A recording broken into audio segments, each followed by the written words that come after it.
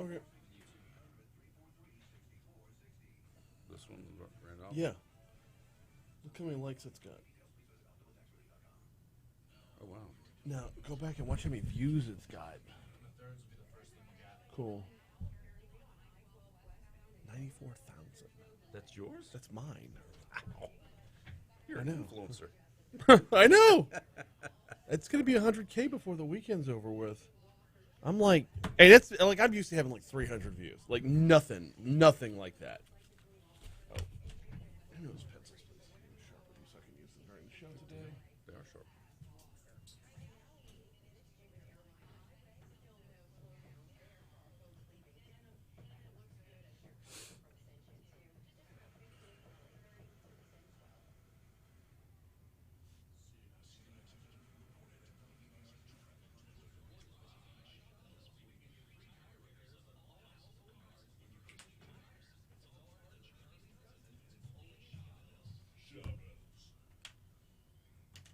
Do you want me to send this to you at all today, or is it too late already? I'll be fine. For today, I'll be able. What I did was I was able to open the headline. It shows you the headline that says, "You've run out of free articles. You got to pay us now." And I was like, "No." So I'll highlight the headline, paste it back in, because inevitably, no matter who's doing the article, 30 other people are doing the same article. So I think I've got the gist of both of them. I just didn't print anything else out. So I love the Wall Street Journal. So Me too. and my son from NYU has a free subscription to the New York Times, Gotcha. and he's got it's like $10 for the year for the Washington Post as well. So Gotcha. This is Mornings with Brian Haldane. How are you? Brian! I'm really quite something. Mornings are for coffee and contemplation. News and newsmakers. Coffee and contemplation. Traffic and weather. I've been sitting here for 2.5 hours and I still don't know why. Good morning. Great day in the morning, people. Oh, and in case I don't see you, good afternoon. Start your day with Baton Rouge's hub for information and opinion. Yeah, well, that's just like your opinion, man. Here is Brian Haldane. 606 Talk 107.3 FM WBRP. How's it going, everybody? Good morning. Brian here with you. Jake producing. We're off and running. We call it Mornings with Brian Haldane, and Friday's show is coming your way right now. And oh, what a busy show Friday's show is. Guest list is stacked up today. I cannot wait. I mean, this is going to be wire to wire. Well, just about wire to wire. Haggai Davis in for a cup of tech gumbo.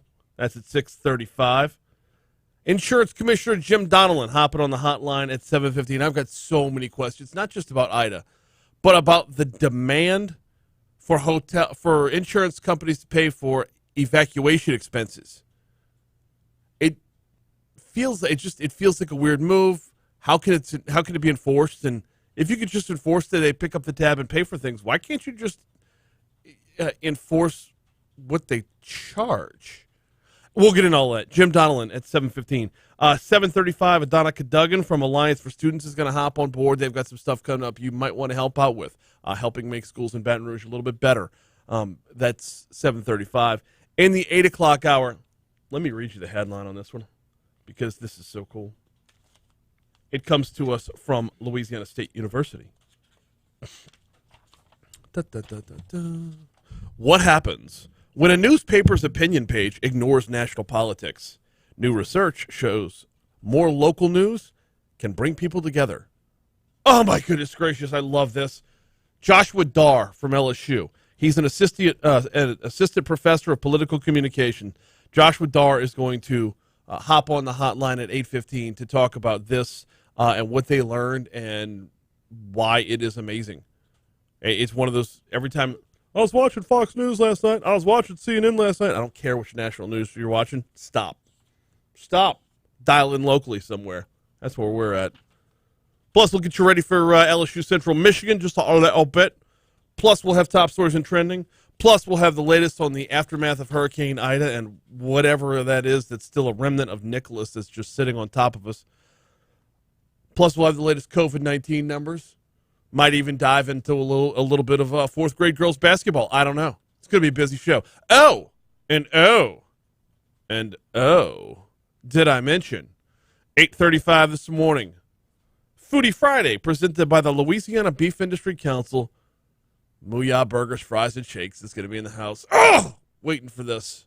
Waiting for this. So good. Can't wait to dive in on this one. Mooyah Burgers, Fries, and Shakes. They've got 2 locations. One on Segan, just north of Industrialplex. One on Perkins at Highland. Not Perkins, excuse me, Bluebonnet at Highland. A lot more about them later on in the show, as we'll dive in for our final installment of Foodie Friday as presented by the Louisiana Beef Industry Council. So that's all coming your way later on this morning. Got to start off this morning with the current weather that we've had. It looks like we're just about done with the flood watch. Our news partners at WBRZ reporting, and you heard from Marissa Nuzzo, meteorologist Marissa Nuzzo, in the forecast heading into the show this morning. The National Weather Service has continued a flash flood watch through this evening for all local parishes, except for East Feliciana, Point Capit, and West Feliciana. But after today, it looks like we're done. Now, that's a watch. We haven't gotten anywhere near what it was feared we were going to get back on Monday. Back on Monday, we were told 15 inches of rain, perhaps. No, didn't pan out that way. We had Dr. Josh Eachus on, I believe, Tuesday morning, who said, everybody just relax. We're going to get some rain on and off, but it's not going to be a thing. It's not going to be nearly as bad as anybody thinks it is. Now, we did have some street flooding on Wednesday evening. Got a story about that later on in the show, too. We did have some street flooding on Wednesday evening. It got a little wild wild and hairy around LSU's campus.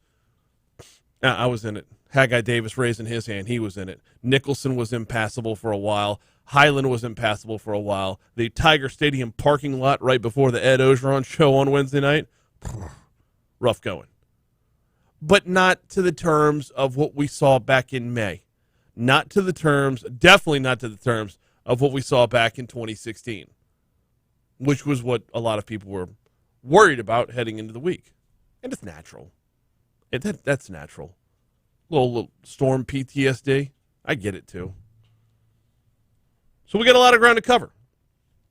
And we will get to all of it. First, though, we got to take a quick break. We're up on our first break. LSU's taking on Central Michigan this weekend. New Orleans is, I believe, at Carolina this weekend. We'll break down both of those things next. Before we take that break, though, if you're tailgating tomorrow, and there will be spotty showers tomorrow, and you need a little respite from the rain, need a refresh on the beers, need a little refresh on what you have to eat, swing by Mathern Supermarket, Nicholson at Skip Burtman Drive, the Nicholson Gateway Shopping Center, directly across the street from Tiger Stadium. Game day is fun at Mathern's, oh, by the way. There's always stuff going on out front. There's always great deals on all your groceries inside, but it has become a tailgating hub since it has opened. And they continue to grow and evolve in that mix.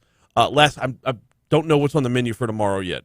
I know last week I had buffalo wings, boneless buffalo wings at that, which I will always take issue with and say, those are just nuggets. Besides that, though, they were delicious. They had buffalo wings, barbecue boneless wings as well, and you get to stock up. If you're one of those folks that just hops from tailgate to tailgate to tailgate, swing by Mathern's. Grab it while you're there. No reason to pack up a car and bring it all out to carry it. Just stop off and grab what you need. Or outside of game day, maybe download the Mathern's app, get your grocery shopping done before you leave work. 2 locations of Mathern's, downtown on 3rd Street or Nicholson at Skip Burtman Drive, Mathern's Market. Dreams are important. Also, we've been in our 22 years. Mm-hmm. Water has barely ever come over the curb. The water was up over the sidewalks. Really? Yeah. At the streets out in front and Wait, y'all didn't get it bad in 2016? No. You know when y'all got it bad? Was it 2011 or 2012? When the levees were looking bad. Remember when the river was so super high and y'all didn't get water, you got it coming up from the ground. Yeah, backyards were impossible. Yeah. They had the streets out, there was the whole River Meadow Drive was a lake. Yeah. And so it was insane to see the water up that high. Yeah. I mean, in 22 years, I've never seen the water up over twice maybe on the curb, but to be beyond the sidewalks. Hey, can you open up Mario's shared drive folder. Mario Jerez. Or Jerez. I guess if I'm saying it out loud, I should pronounce the J so he knows how to spell it. Shared Mario off the bench. Yeah. Are there any cuts from Ogeron's press conference on Thursday night?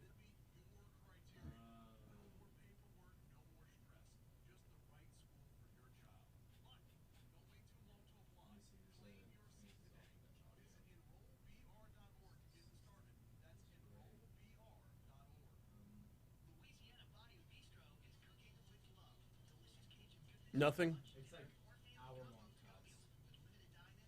From today's folder? Show starts in 45 minutes. All right, go back to Musso's folder from OTB from yesterday and see if there's a Jim McElwain cut.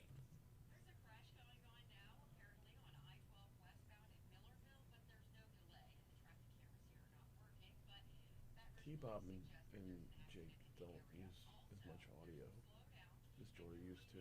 But whatever. Musso's folder from yesterday, Jim McElwain. What are they? Okay.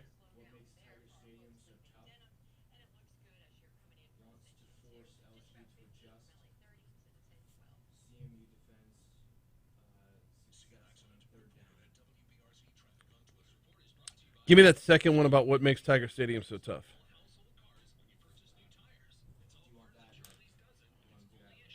In this segment, yes.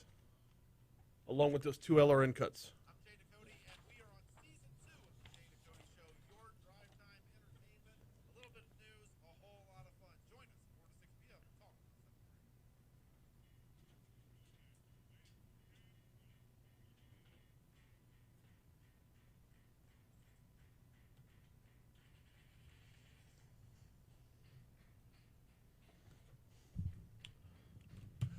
616 Talk 107.3 FM WBRP. Mornings with Brian Haldane rolling right along. Sports time, and let's break this down. Get you set for the weekend.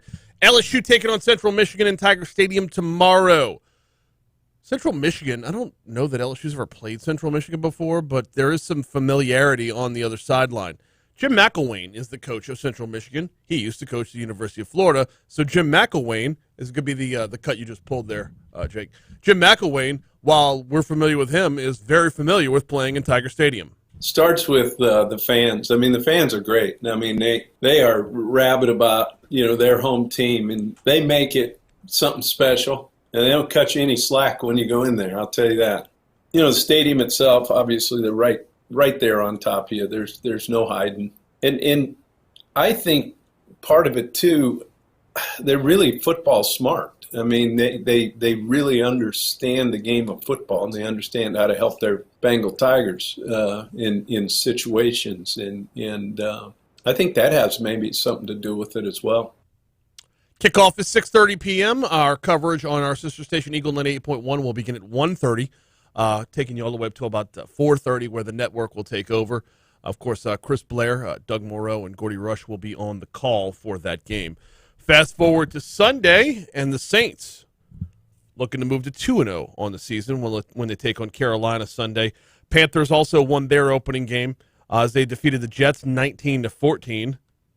New Orleans' Jameis Winston says Carolina has two excellent edge rushers in Hassan Reddick and Brian Burns. Cut 19, please. Put some great pressure on the edge. The good thing is we have two all-pro tackles, so that's a blessing that we have with us.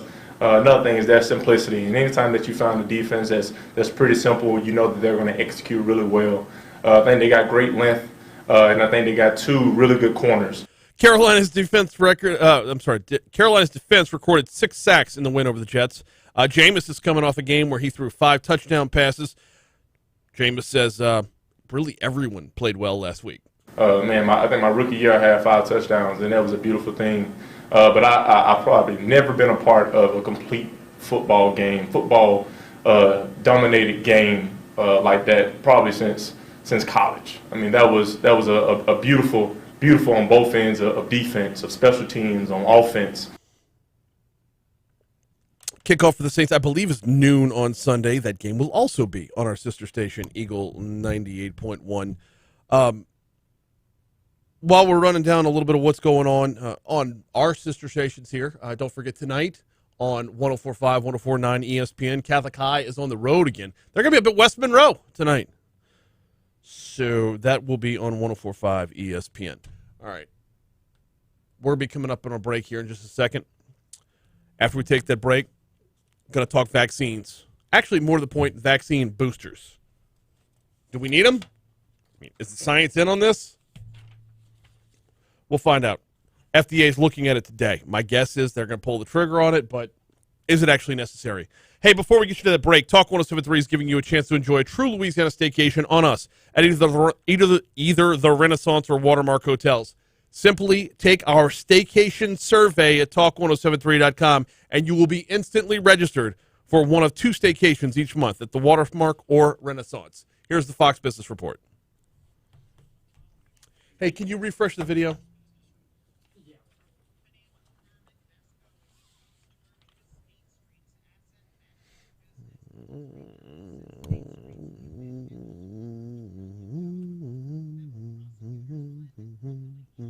Good morning, Renee. Good morning, Eric. Good morning, Byron. Byron says either the video is stuck or y'all are killing the statue game. Yeah. Awesome. I go see him. I still owe him some money.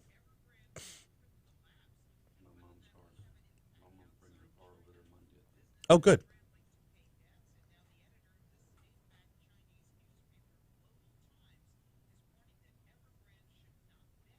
Renee at the same time said either the video is frozen or y'all are talking without moving your lips. See? It's all about ventriloquism. It is.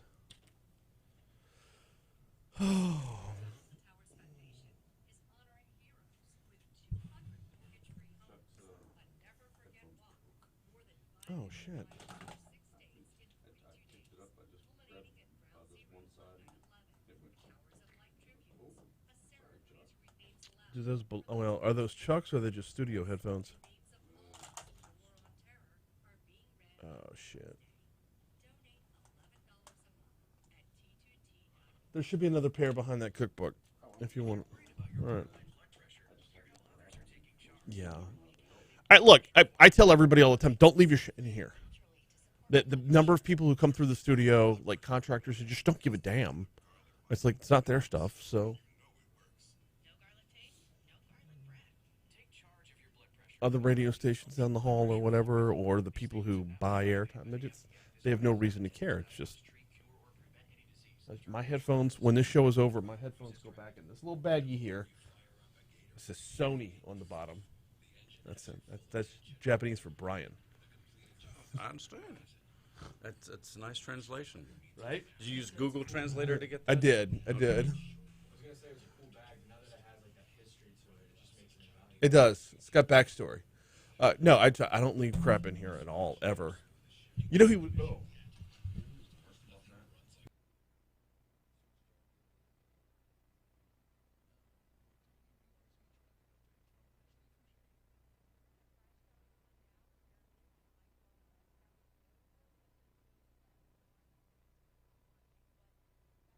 Yeah, thank you.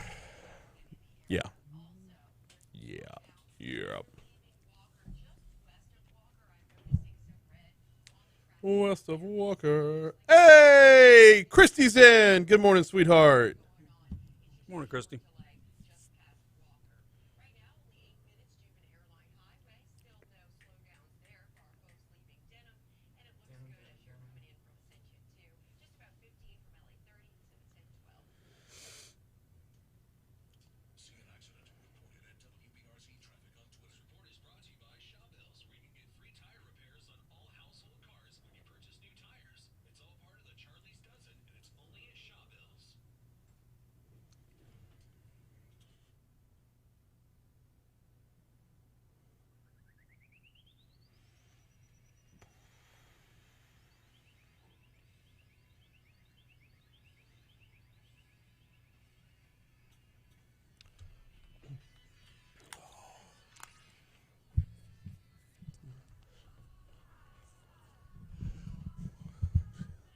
624, Talk 107.3 FM, WBRP. So the FDA today is supposed to look at the idea of a booster shot, a third shot being needed for that Pfizer COVID-19 vaccine. Do we need it? FDA is supposed to look at it today. I got to tell you, if I had the opportunity to run down to it, can you get in on this at like Caesars? Can you hop in on this at a sports book? Can I get an early line? What's an over-under on this one? Because I'd put my money down saying that no matter what happens today, they're walking out saying get the booster shot. Article from 2 days ago. FDA scientists strike a skeptical tone on the need for the COVID-19 booster at this time, likely fueling debate. Food and Drug Administration scientists have expressed skepticism about the need for additional doses of Pfizer's COVID-19 vaccine for all people who have received it. That article's from 2 days ago, and it goes on from there. Today they're going to meet to discuss the idea of a third booster shot. Dr. John Vanchier with LSU Health Shreveport, he's a professor of pediatrics, says the agency has a lot to consider from the data that's been collected thus far. So you're going to be looking at folks by age. If people over 65 should get boosters, and then whether the general public or healthcare workers. So there are a lot of different subgroups of data that are being looked at. Now, I'm just guessing that if they're not going to walk out of today's meeting with any conclusion, but get ready for it in the very near future. Get ready for it in the very near future, because at the end of the day, no matter how they compile all the information, everybody on the health end of this has approached this from the idea of not how much can it help, but how little will it hurt. And at the end of the day, if there's very little risk to getting a third shot, they're going to add it on. Will it help you? I don't know, but it won't hurt. How is that science? Now, like I said, today's decision or today's discussions might not lead to an immediate decision. But as Vanchier was the principal investigator of the Pfizer vaccine clinical trial in North Louisiana, here's what he had to say about it. We know that a third dose will boost anybody and everybody's immune response, but the question is it necessary from a medical perspective to give everybody a booster or just those subgroups? And that's the biggest question. Is it necessary? I'd be hard-pressed to think that they're going to do anything but. But is it necessary? Back to the article from a couple days ago. The assessment by the FDA staff included documents released Wednesday that sets up a high-stakes debate over who will need an additional booster dose and when they will need it. This was all from a previous meeting of the FDA. When will they need it is a big question as well. Because most of us, the biggest jump we saw in vaccinations was, around the second quarter of this year? So even if they punt on it today, it's not going to be needed until at least the fourth quarter. Because most of the talk has been about you don't get a booster until 6 months in, right? And even then, do you look at making it an annual thing? In those documents, the FDA's own scientists seem to strike a cautious position about the need for widespread booster shots. Overall, they said, quote, data indicate that currently U.S. licensed or authorized COVID-19 vaccines still afford protection against severe COVID-19 disease and death in the United States. And what we've already seen, and this is the hard part, what we've already seen is when you look at Louisiana Department of Health's dashboard, what it's showing us, 90% of those in the hospital are unvaccinated. And the whole point of flattening the curve, which I know is a phrase that's kind of disappeared, but the whole point of flattening the curve was to keep people out of the hospital and to keep people from dying. Not to keep people from getting COVID at all. Flatten the curve somewhere along the way turned into eliminate the curve, and that's just not a possibility. It's the dog chasing a car. What are you going to do when you catch it? You can't catch it. Back to Dr. John over there from LSU Health Shreveport. He says the additional booster could have significant consequences as well. Maintaining high levels of immunity, we know, will save lives, prevent hospitalizations, and reduce transmission in the community. However, the FDA has only been neutral on the need for boosters. I'm hard-pressed to see a scenario in which, maybe not today, but long-term, they don't just go for it and say, yeah, won't hurt. Although, will it? Not even from a medical standpoint, not even about, and forget about myocarditis, because is that even showing up in people? The same way everybody was scared about myocarditis before last college football season? Are we seeing any significant numbers of it with those who have taken the vaccine? But aside from the health perspective of it, I want to look at the perspective of the half of the nation who has not yet had the vaccination. If you come out now and say you need a booster, I guarantee you their argument is going to be, well, then what's the use in the first place? I'm just going to have to continually take shot after shot after shot. I'm not getting it. Everything that's done via vaccine or through vaccines needs to at least have within the discussion, how is this going to be perceived to get more people on board to get vaccinated in the first place? And up until now, that's where the discussion has been as far as, do we need boosters? No, we need more people in the game to begin with. We need more people in the vaccine game before we look at doubling down on those who have already gotten in. All right. We're going to take a quick break for CBS News here in just a second. Before we take that break, though, I'm going to tell you about the folks over at Complete Collision Center. 2 locations, 19511 Plank Road in Zachary or 9848 Perkins Road in Baton Rouge. That's just east of Bluebonnet. Doug and his team over at Complete Collision Center pride themselves on continuing education. They pride themselves on knowing how to find hidden damage, how to repair your car safely. Not just aesthetically, but the crumple zones, the redundancies, everything that the manufacturer builds in your car to keep your family safe, to get that IIHS certified rating. Complete Collision knows how to fix it. Check them out online at CompleteCollision.com, CompleteCollision.com. Don't let who you choose to repair your vehicle be your second accident. Check out CompleteCollision.com.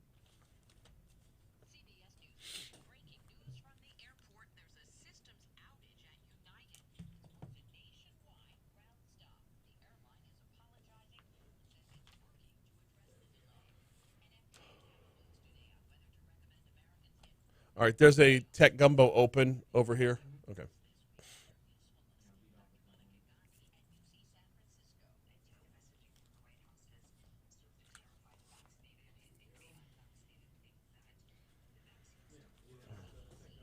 Yes, please. Okay. Yep.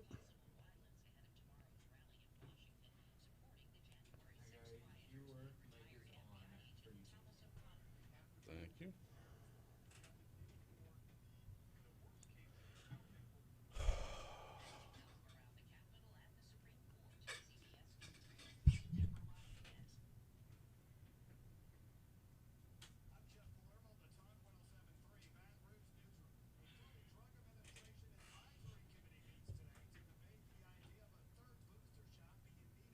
Let's find out how badly I mispronounced this guy's name. John Van Cheery. I said Van Cher.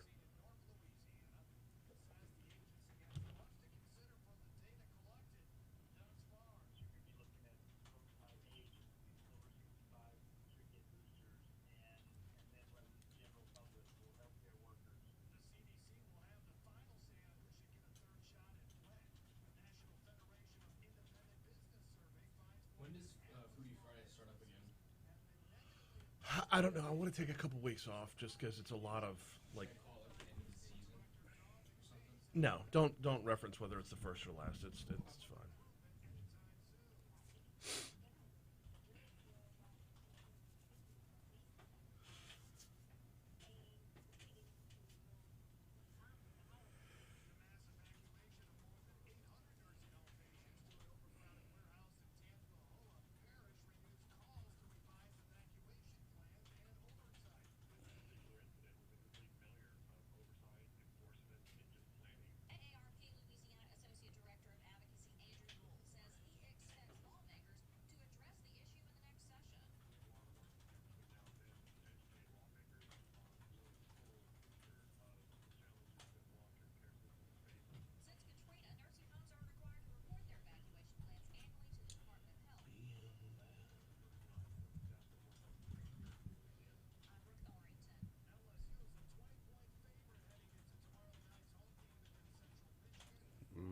take the points.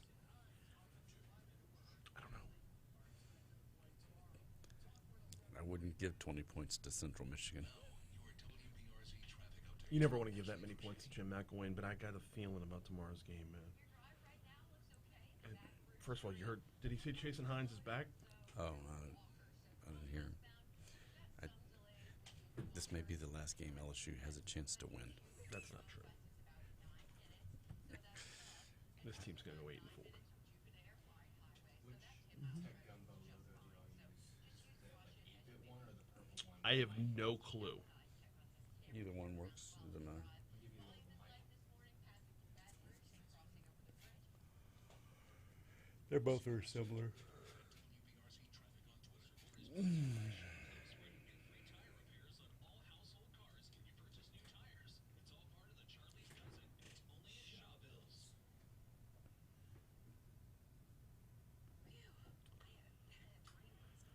next. Gotcha.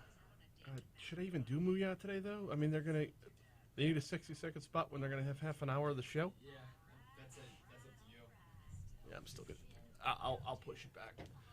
I'll be right back. Give me 1 minute. Oh, well, I still got weather and some more news, so you're good.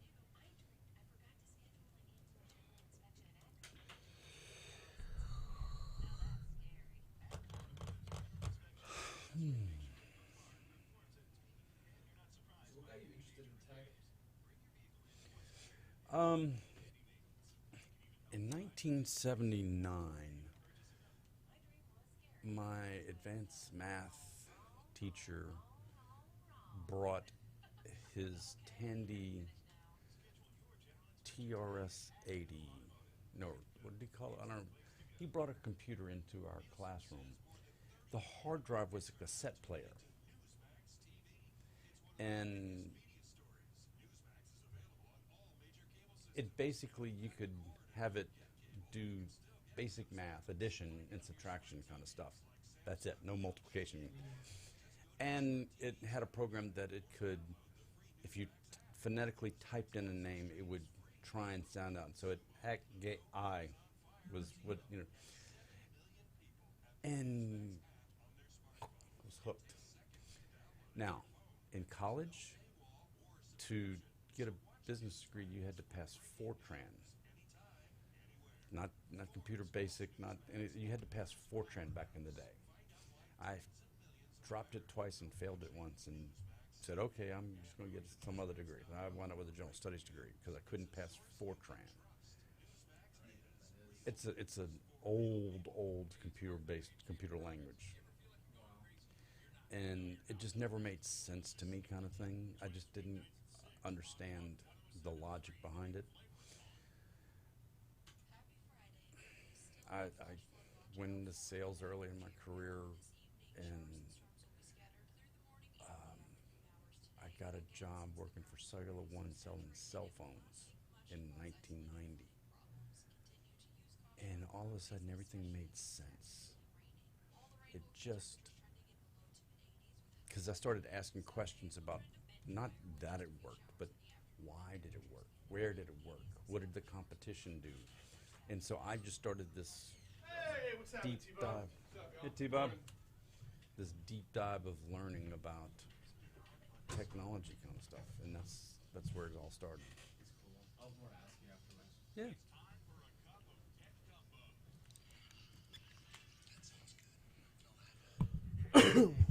Technology news using language even Brian could understand. You just don't get it. I don't have your head for science, so I'm not going to be able to help much. For a full serving, check out Tech Gumbo, presented by Cardinal Capital, Saturday and Sunday at 4. We got 30 years worth of files right here in this computer that are going to bring you down. A cup of Tech Gumbo on 1073. I'm sorry, wrong password. Yes, sir. Time for a cup of Tech Gumbo. Time to welcome in Haggai Davis. Haggai, what's happening, man? Oh, just here for another day on the radio. Nice shirt. Yeah, I love this. All right, huh? Looks good. Looks good on you. Finally got this in on a Friday. Like, normally I'm wearing it on a different day of the week, but wear the Tech Gumbo shirt on the day I have the Tech Gumbo guy on. I like that. But is that cool for me to wear that today, or is that like the guy who wears the band T-shirt for the concert he's going to? Works either way. Like for you're me. wearing the T-shirt of the band you're going to see in concert. Yeah, they Don't might, be that guy, They may bring you up on stage because you got that shirt on. right? Or they may, They think you're part of the crew. You're a roadie. There you go. We got a lot of ground to cover today. We do. We do, and we got to start with the most obvious story ever. It's like, how did anybody not know this? But now there's science behind it. Headline: Facebook knows Instagram is toxic for teen girls. Company documents show. So this was a Wall Street Journal article. They did a big, long article about how bad Instagram is for young girls. 40% of girls already feel bad about, teenage girls feel bad about their bodies, but when they go to Facebook, it almost doubles the number of girls who feel bad about themselves. Mm-hmm. And this article references half of the, 45%, or most teenage girls spend 4 hours a day already on Instagram, and they interviewed all kind of mental health professionals and did all the tons and tons of research, and these poor girls are just Instagram is just destroying teenage girls. Yeah. And I didn't raise daughters, don't know anything about it, have no clue. Thank you for raising daughters, because I don't know what that world's like. Mm-hmm. But I have nieces, and I can imagine just how bad. It was interesting. The article did reference, hey, there are 14% of the boys same age. Yeah, but teenage boys are, for the most part, you're going to find some that are bullied every once in a while, but most teenage boys couldn't give a flip about anything. Because boys are morons. Right. They just don't care. Right. But girls do.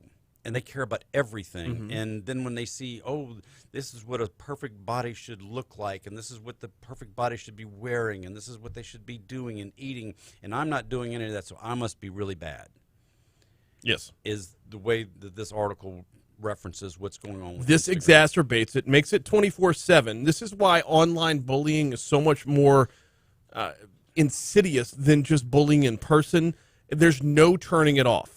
And it's just so mentally bad Mm-hmm. for these girls. And then when you have somebody like Mark Zuckerberg, he actually went in front of Congress back in March of this year and said, well, our research shows that social media actually has positive influences on teenagers. That's crap.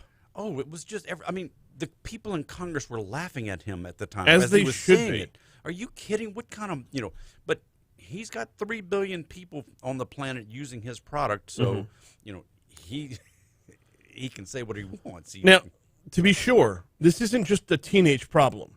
This is a problem that is pervasive to anyone who is on social media. Absolutely. Social media is a cesspool. There is just not a better way of describing what's there. But as adults, you're more prepared to be able to handle it. Right. Whereas as teenage girls, according to this article, that they're less able to handle the trauma that is caused by Instagram, and specifically. It's weird, though, because, as adults, we didn't grow up with social media. So, generationally, 10 years from now, those who are going through it now will be that much more well-adjusted then, hopefully. Or they could all just be a nervous wreck and prescribed to, 8 different drugs. That's my fear. Yeah. My kids are 27 and 22, and they grew up, with the beginnings of social media. Yeah.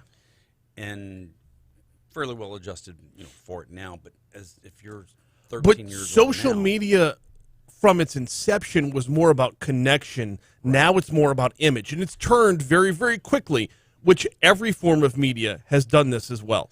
It goes from message to image, and social media has accelerated very, very quickly to go from Facebook being invented so that, actually, you know what? Facebook was invented to rank how hot chicks were. Yeah, on Harvard's campus. Yeah. Now, when it was launched and you had to have a .edu email address, our use for it, and because I I was in my second stint at LSU when it first came out. Is our use for it was study groups.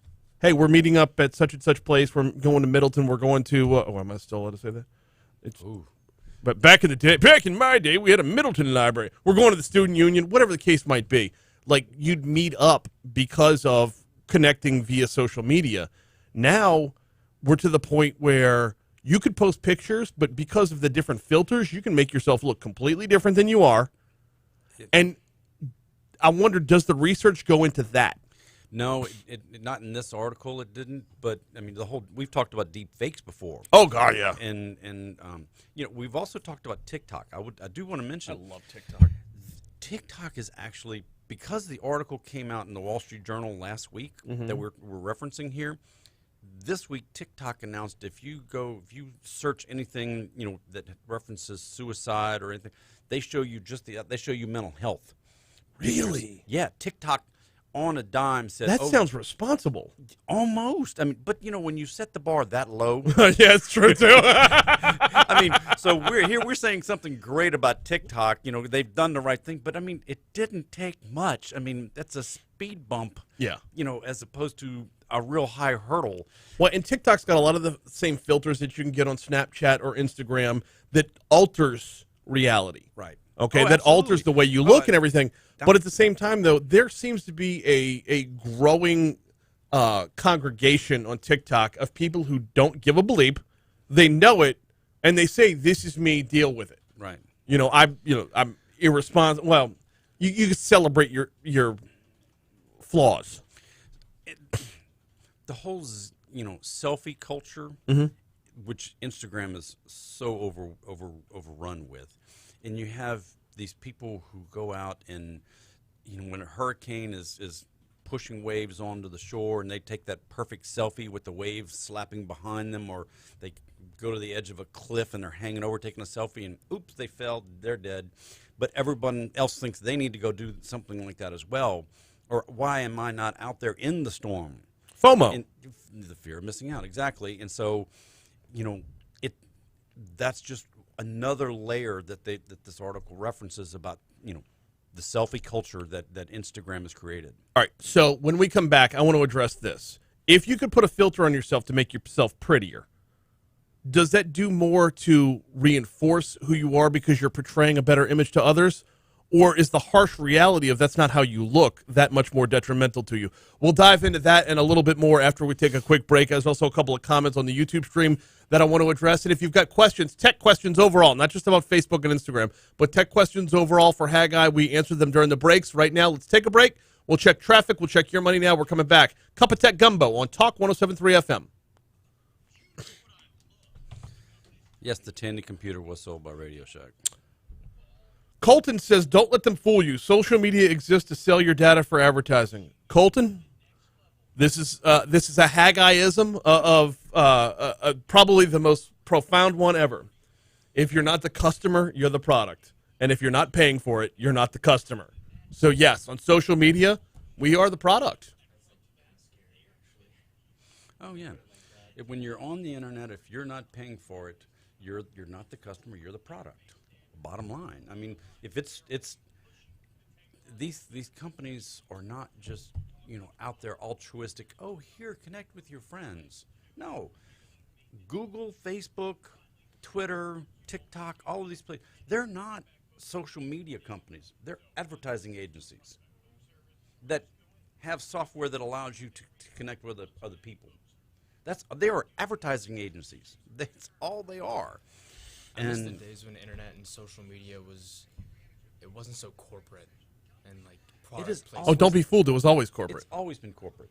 I guess I was just Even used to like YouTube before it went really corporate. YouTube wasn't always like that. Yes, it was.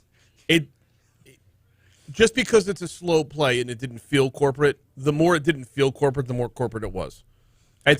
Think about in terms of like a casino comping you a breakfast type of thing. It's like, oh, this was very nice. No. They know exactly how much you've invested into them, and they're going to pay you back just enough, Nino Brown style, just enough to keep you addicted. We're going to give you some free alcohol to help lets you not make the best decisions when Right. you're gambling. But by the way, don't look around on the wall for a clock to see when you got to be at work in the morning. Exactly. I don't know. I feel like there was a distinct moment where it changed because I think around 2014 or 15, they changed their whole advertising strategy of like who qualifies for certain advertisements. Because eventually some channels that would post videos that were not really safe for, you couldn't put them on the news or like, you know, on airways. Like some stuff was like not safe for work, I guess, if that's the term to use. And so big companies like Coca-Cola and that echelon, they stopped, they pulled ads from YouTube, and they were like, we can't do this. We can't be financially stable if we keep doing that. So we need to restrict or make bigger guidelines for advertisement, which is a very big source of income for anyone who can post content on YouTube full time. Yeah. That's well, why I yeah, thought it from was, a user's perspective, sure. yeah. Yeah. Well, I mean, it was always a business. But you know who wasn't? You know who was never corporate? You know who in social media was never corporate? Tom. Tom from MySpace. I hope he's doing well. Yes, Colton says if you haven't watched it, we've talked about the social dilemma. Yeah, we have. I mean, we talked about that a year ago on this show. Is it? No, where's your money now? It's all right.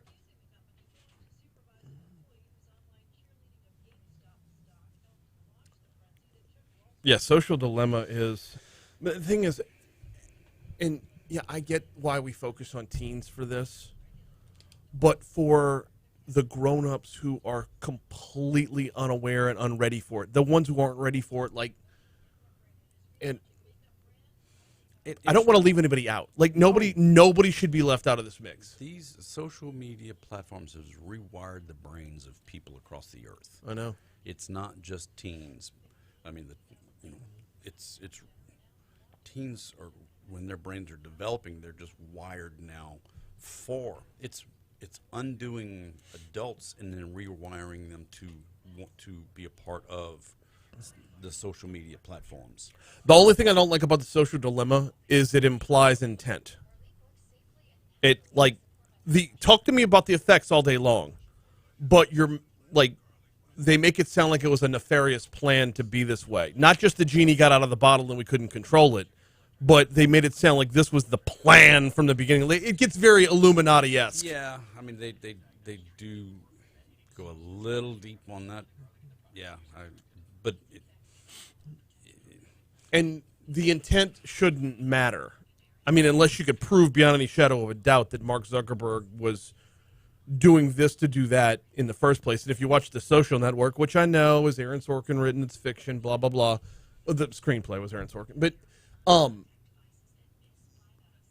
the way that movie was portrayed, and I think there's probably something to this, he felt inept in his own life and wanted to keep up socially. So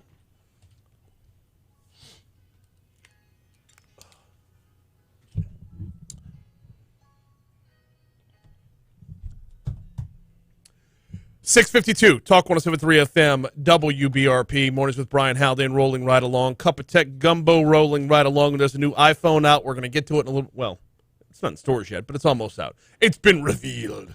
We're going to get to that in a minute. If you've got a fear of missing out about the new iPhone, you can post about it on Instagram and put a special filter that makes you prettier. Haggai Davis is in. He's the host of Tech Gumbo. He joins us every single Friday. Haggai, I got to ask, man, does the research say anything about if the purpose of social media is to make you that much more presentable to others, to make your life that much more beautiful to others, does it do more good or harm internally for you, for your own personal psyche? Not you personally, you don't care. But is it that obvious? You're here with me, man. Come on. But does it do, to present yourself as something that you're not? Is it a victory when other people like, share, follow, blah, blah, blah, but it's not the reality behind it? Or does that make your life that much more hollow to know I don't look like that, I can't achieve that? We've all got real problems. We're just passing ourselves off as something we're not. I think it's more of the second. I don't think it makes people feel better about themselves when they're using social media to hey, look at me, I'm having this for dinner in this fancy restaurant. Why do I care where you're eating? Right. And oh well, gee, I guess I should be at that restaurant too. Why? Or, I'm not the best person to answer for that because I'm. No, they don't talk about it in this article. That level of what social media does as far as effects on people and everything. It was really more about what this does to teenagers. It's just disappointing when you know that people put so much of their emphasis, so much of their lives on social media. Yeah. And the negative consequences that it has, and they don't understand yet how to deal with it.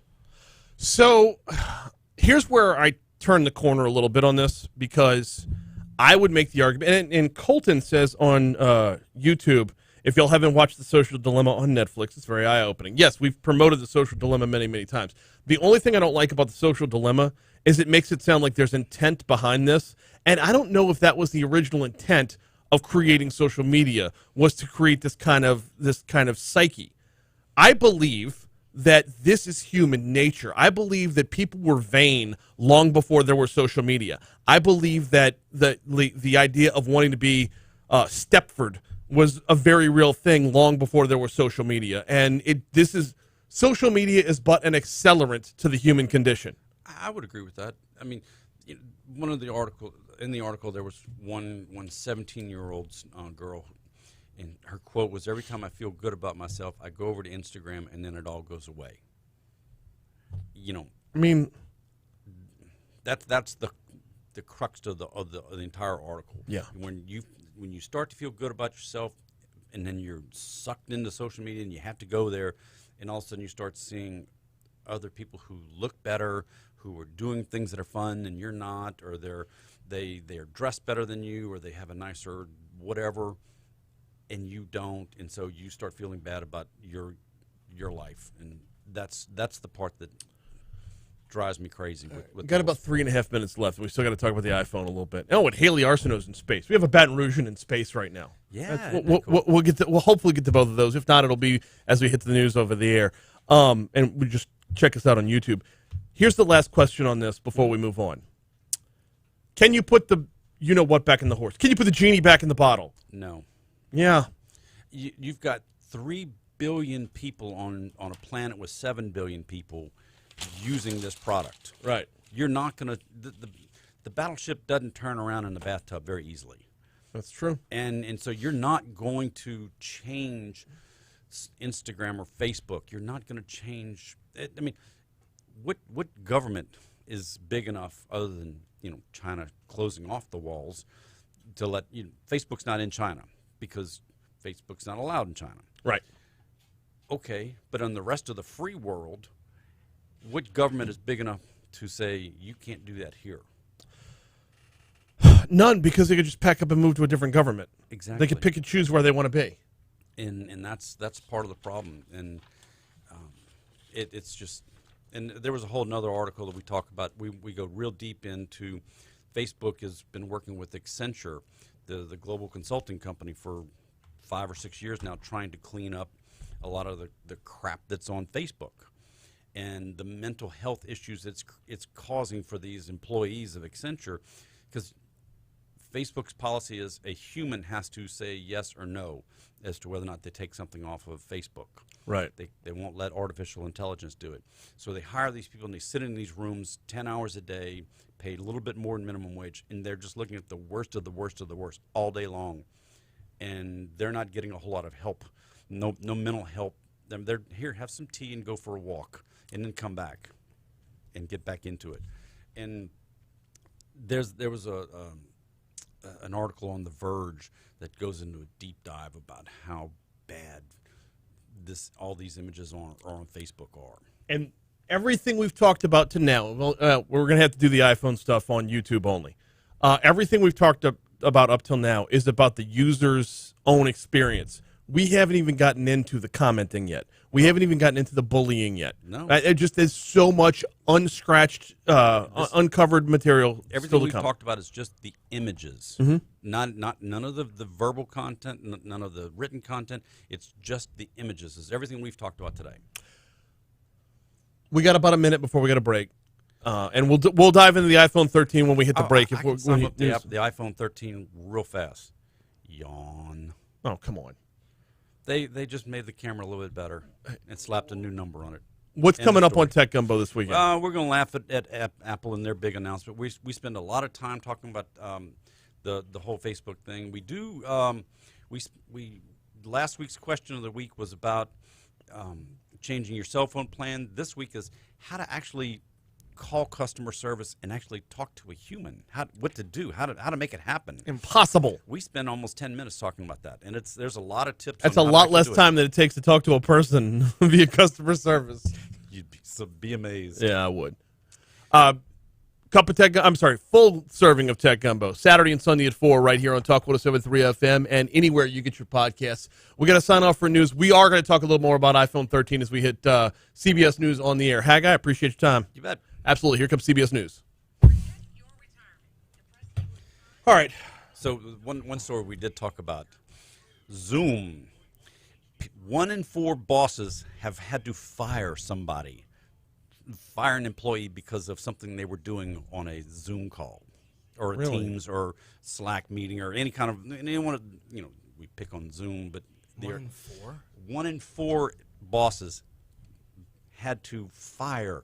Over half of the managers have had to verbally admonish or remove somebody from a project. Yeah. Because of something they were doing in a virtual meeting. People really need to get back to the office. Yeah. Working. We did open enrollment for healthcare on Wednesday. Yeah. I was, what's happening, brother? You good? How you doing? How's it been? Doing great. Where's that from? Oh, okay. I like it. Did your wife buy you clothes too? Yeah. My wife, I hadn't bought a shirt in years other than something like this. I just bought my drawers. Hey, what? It's like an 18-pack from Target, though. Dude, guess what? What? Came to you. You know how we love this day. This day, dude. You got it? Because if you had it, you'd know. I haven't even looked into this day yet. This day, dude. Today's the 17th. John Gilliam, 100 yards. Yep. Coach, it's a good video. If you go to like Greatest, they got him talking about it, and they got anyway. Also on this day, guess what? What? Jamie Howard, 5 fourth-quarter interceptions. Don't even. You got to hear my story about that. I can't do it on air because there are implications to people that have no participation in this. But I got a good story about Jamie Howard showing up to my apartment to kick somebody's ass. You know what happened between him and I, huh? Oh yeah. We friends now, but man, that was some bad times, man. Yeah.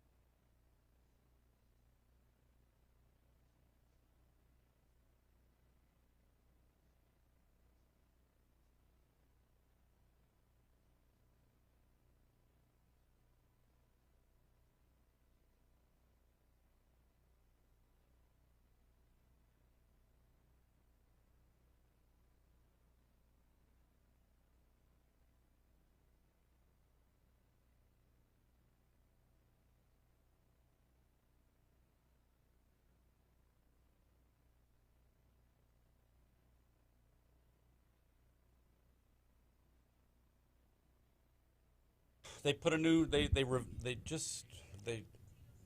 made the camera a little better. That's it. That's it. And so they got a new phone, iPhone 13. Yawn. The article says everything we need to know. It asks the question, how many cameras does the iPhone 13 have? I don't. My iPhone 8 has 2, and that's not enough because You mean one in the front, one in the back? You don't have that little tri-camera thing? No, I think they have 5 lenses Now, on the back. let me ask you this. If we're going to blame social media for all of our woes when it comes to our self-worth, where's Apple in this conversation? Where is Samsung, the Android in this conversation? Where's everybody else in this conversation who gives us new, better, more inventive cameras, get better angles, take better pictures, be prettier? How come they're not to blame? Well, they're part of the problem. I mean, yeah. So the iPhone 13, their cameras are more cinematic now. The shit does that mean? You can take What, better am I, Quentin movies. Tarantino? Yeah. So instead of going out and buying the Canon SureShot, the camera that really does it, you just go buy a new iPhone instead of the.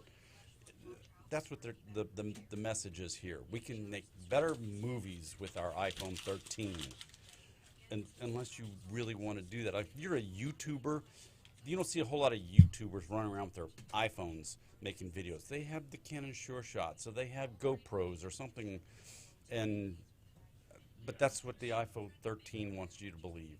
It's all about new cameras. Yeah. Morning, Tiffany. Morning, Clinton. Yeah. So, I don't know. I'm just fine with my phone. Like, whatever movie I want to shoot, unless I'm, yeah. I'm still one of those weirdos who likes to use his phone as a phone.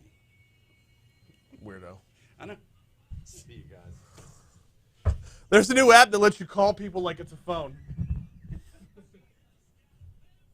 Thanks, that guy.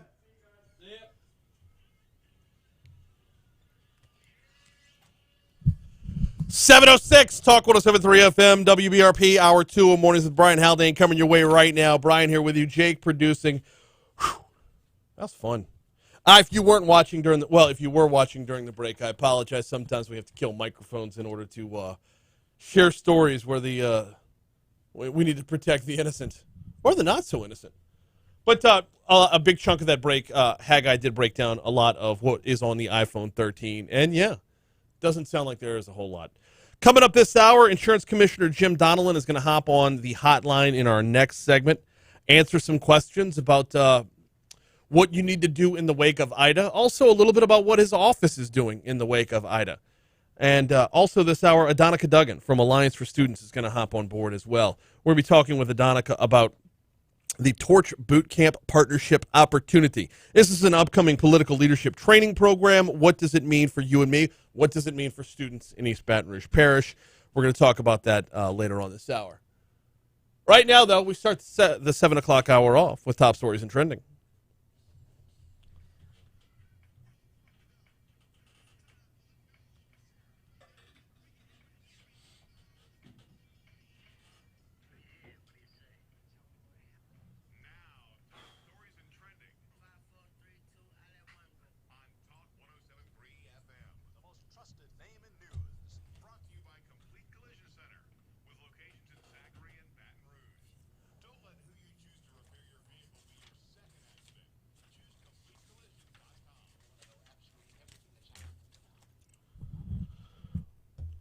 Louisiana is taking in 59 evacuees from Afghanistan, 49 of them to be relocated by Catholic Charities in Baton Rouge. The Biden administration began notifying governors and state refugee coordinators across the country about how many Afghan evacuees from among the first group of nearly 37,000 arrivals are slated to be resettled in their states. 37,000, and we're getting 59? Louisiana is set to take in fewer than most states. Catholic Charities of Baton Rouge is accepting 49 of them into the resettlement process. These Afghan families will qualify for rental assistance, job training and placement, and orientation classes to help them adjust to life in the United States. The other 10 are going to be headed down to New Orleans. We're looking to line somebody up from Catholic Charities to come on the show Monday to talk about this. Some Baton Rouge help is headed towards Grand Isle. The Baton Rouge Fire Department Incident Management Team, the IMT, was created in 2019 to help manage large-scale incidents across southern portions of the United States. The team is built out of a group of well-trained individuals who are ready to tackle any situation that comes their way. The team has deployed previously with the Urban Search and Rescue Team, Louisiana Task Force 2. They went to Hurricane Dorian in South Carolina back in 2019. They went to Hurricane Delta this year. During their deployment to Grand Isle, they're supporting Jefferson Parish and the city of Grand Isle to manage Hurricane Ida recovery efforts. If you need them, and you can find them, you can hire the IMT. That was an A-Team reference. Very 80s, very fast. COVID hospitalizations are down by half in just under a month. 1 month ago today, COVID hospitalizations peaked in Louisiana at 3,022. As of yesterday, that number was 1,431. That's a reduction of more than half. The state reported 1,663 new cases yesterday, 48 new deaths. The number of COVID patients on ventilators is also down significantly. That number peaked at 480 on August 22nd and 23rd for this wave. While that 3,022 number in the hospital was the most the state has seen since the beginning of the pandemic, the number on ventilators was higher early on. That actually peaked, the 480 was the peak for this wave. It peaked at 571 back on April 4th of last year.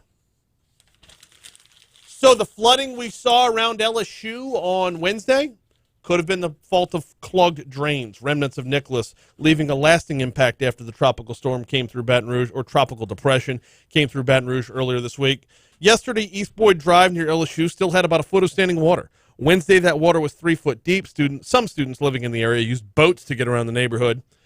WBRZ, our news partners at WBRZ, asked city parish officials about the flooding. They couldn't talk specifics just yet. However, a number of residents and some folks from the city said people dumping trash in the drain and ditches has been a constant problem.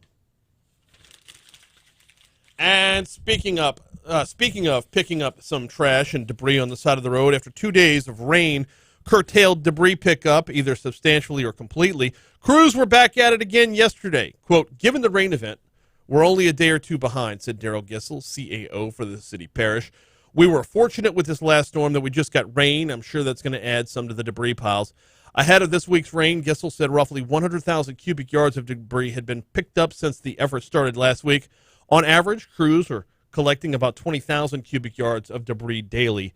They do have 30 days to get it in to have the feds pick up the whole tab. After that, it scales back to a 75-25 split. That's a look at your top stories. Here's a look at what's trending this morning. Haley Arsenault's doing well. All good in space right now for the 4 crew members aboard the Inspiration 4. That includes Baton Rouge native Haley Arsenault, who made history as the youngest American in space. SpaceX said yesterday afternoon the 4 occupants, the first all-civilian crew to be launched into space, had already traveled around the Earth 5.5 times since takeoff Wednesday night. Imagine when Haley Arsenault gets home and gets back into Baton Rouge traffic. After 3 days in orbit, Dragon, the capsule which contains the crew, is scheduled to splash down somewhere near the Florida coast. Arsenault, a 29-year-old pediatric cancer survivor and physician's assistant at St. Jude's Children's Research Hospital, said her battle with the disease changed the course of her life and ultimately led her to where she is. That is top stories and trending. We're going to take a quick break. When we come back, we're supposed to connect with Insurance Commissioner Jim Donelon. Got some questions about Ida? Post them up on our YouTube feed. We'll see if we can't get them answered next.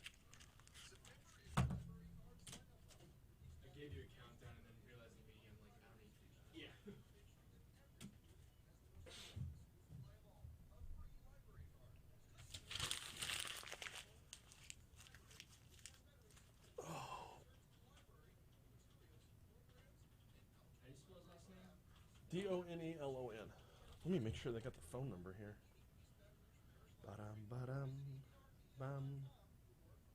If this is your handwriting, I can't read it every time. My handwriting's terrible. Yeah. I have to just hope and pray that I spelled the name right. Sometimes A's look like O's and vice versa. Yep. That's why the regular segments, I just typed them into the schedule to begin with. There's no reason for me to have to pencil that in. Last thing I want to do is mess up someone's name. College hasn't made me fail my assignment. As it should. As it should. But makes this very difficult. All right, I'm going to go ahead and get in that Mooyah.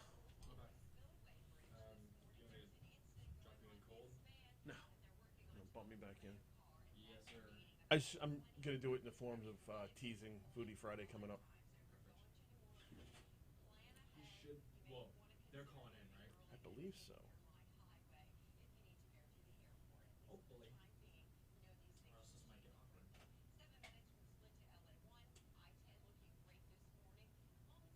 awkward.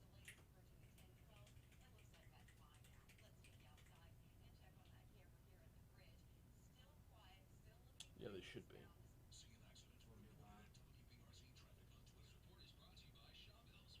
Oh, snap.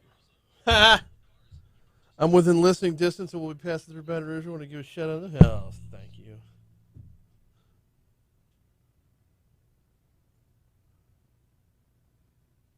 There he is. Talk 107.3. Yes, we're going on live right now. We'll get you in. Thank you. Please hold.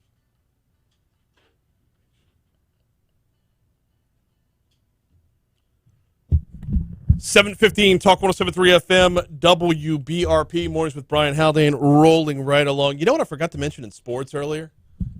Shout out to the Mercy fourth grade girls basketball team.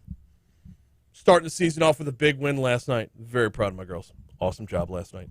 We're going to check in with Insurance Commissioner Jim Donelon here in just a quick second. Before we do that, though, I want to tell you what's coming up later on the show. Foodie Friday coming your way at 8:35. The folks from Mooyah are going to be in the house. I can't wait for this. Get to experience burgers one more time. The Louisiana Beef Industry Council presents Foodie Friday every single Friday throughout grilling season. This will be the culmination of that partnership for this season, as we were supposed to end on Labor Day, but we wanted to get a few more in. You can find Mooyah Burgers, Fries, and Shakes on Seagan, just north of Industrialplex, and on Bluebonnet at Highland Road. Swing by, get yourself a burger. Get yourself the sweet potato fries dipped in honey are irreplaceable, and of course the real ice cream milkshakes are available at Mooyah Burgers, Fries, and Shakes. So a lot of folks right now are dealing with their insurance companies. They're battling with their insurance companies. Joining us now to talk about that and a few other things is Insurance Commissioner Jim Donelon. Commissioner Donelon, good morning. How are you, sir? I'm fine, Brian. How are you? Doing very, very well this morning. We've got a lot of ground to cover. Congratulations on that opening season win. Oh, we took it to Aloysius last night. It wasn't even pretty. Gotcha. No, it was a lot of fun. The girls they're grasping and loving the game, and I love that. Let's start with Hurricane Ida. What is your office hearing about what are the main problems right now that your office is hearing about that people are dealing with their insurance companies? Well, at the moment, it is the question of mandatory evacuation versus my directive that companies acknowledge and respect the fact that public officials either ordered a mandated evacuation, a handful of those did that, another handful ordered no evacuation, and another handful ordered voluntary evacuations. All of it based upon the fact of what is the safest thing for their constituents to do.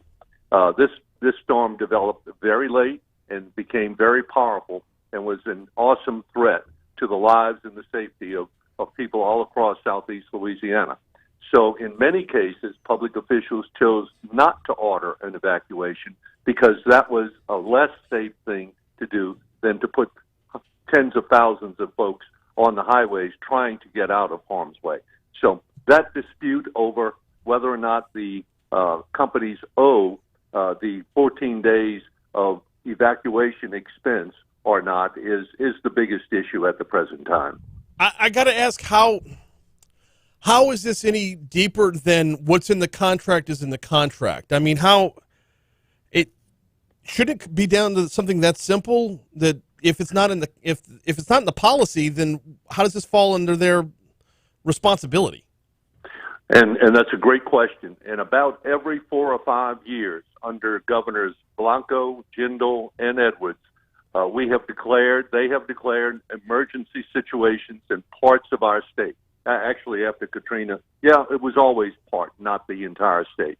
At the onset of the pandemic, it was statewide. And under those emergency powers that, frankly, all governors have and are utilized by insurance commissioners all over America, during emergency declarations, we have powers that trump even state law. in addition to the contracts that exist. It's on a limited basis, and it's as restrictive in my jurisdiction, at least, as we can make it, possibly make it. But at the bottom line, and for all purposes, we are there to protect consumers as the regulators of insurance. And with the powers that the legislature has given us, and the governor has blessed with his declaration of emergency, we exercise those powers on their behalf to include overriding for a limited purpose some of the contract provisions contained in insurance contracts. All right, let's talk about your jurisdiction for just a second, because that's an important clarification. I was at the Rotary Club meeting on Wednesday, so I got to hear you give this answer already. But what gives your office that authority? I mean, you're the insurance commissioner. What gives your office the authority to, I don't want to say write and enforce law, but essentially that's kind of what you're doing. It is what I'm doing, and it's what was done a year ago at the outbreak of the pandemic. And not only in our state, but I dare say in most states around the country, red states as well as blue states, because of the circumstances presented and our constitutional duty and responsibility to protect consumers first and foremost. And then, mindful as we always are, that our other side of that responsibility is to make insurance affordable and available. And so we have to walk that tightrope and balance those two responsibilities, if you will, by protecting consumers and at the same time making sure we have an insurance market, which we have a very viable property insurance, competitive property insurance market in this, one of the most difficult states in America to get property insurance for because of our significant coastal exposure. Let's talk about that difficulty. Because of that difficulty to get the proper amount of cover or to get the proper number of participants to cover us, how do we flex on them like that by saying, no, you're going to pick up this tab too? What happens if they say no? What happens if they say pound sand? What happens if they say, we're just not going to write policies there anymore? Well, that's about 3 or 4 different questions. But if they say no, I will exercise my authority and use that authority to force them to comply with the lawful orders that I have issued in this this crisis situation that so many hundreds of thousands of our constituents experience.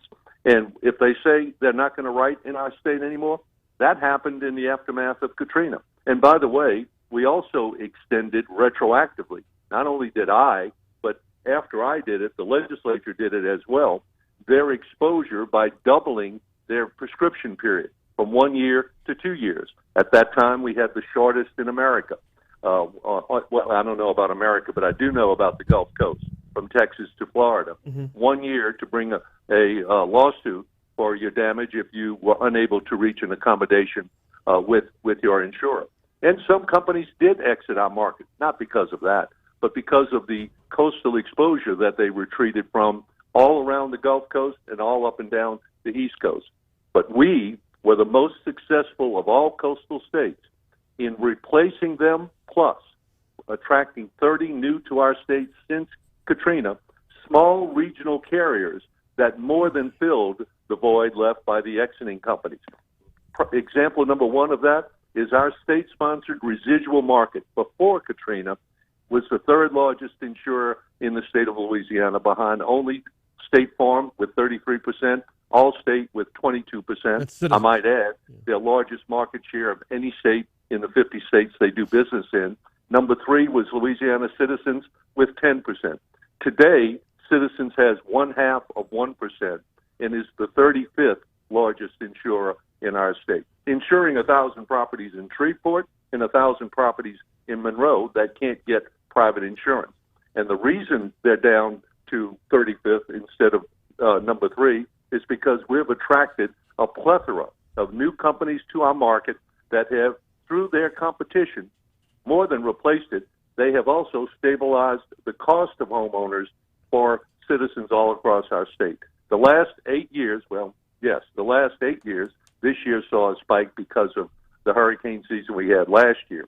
But for the last 8 years, homeowners rates went up 1% per year each of those 8 years because of the competition the successful competition we brought to the market in Louisiana. So that's always the balancing act, but we have experience to base it on and a proven record of not being too heavy-handed in our regulation of the industry, so that we have been able to attract a huge number of new companies to Louisiana. I don't want to run down the rabbit hole of how 2,000 homes in North Louisiana can't get covered, because with South Louisiana having so many problems. It's real quick. Okay. They're too far away from fire protection, or they have aluminum wiring that was put in the 60s, and they can't get a private insurer to write insurance for them. Okay, easy enough. Mm-hmm. That's a very simple answer. I see. That's the problem with being a resident of South Louisiana, is we look at everything through the scope of storms. Correct. Not no through doubt the scope about of that. how rural it can reason. be. For good reason, Brian. Absolutely. I saw an article the other day that State Farm is saying no to your order about paying for evacuations. Have that reached any resolution or further discussion? No, sir, it has not reached a resolution. I issued my directive. They told me they were not going to abide by it, and we have not heard from them since.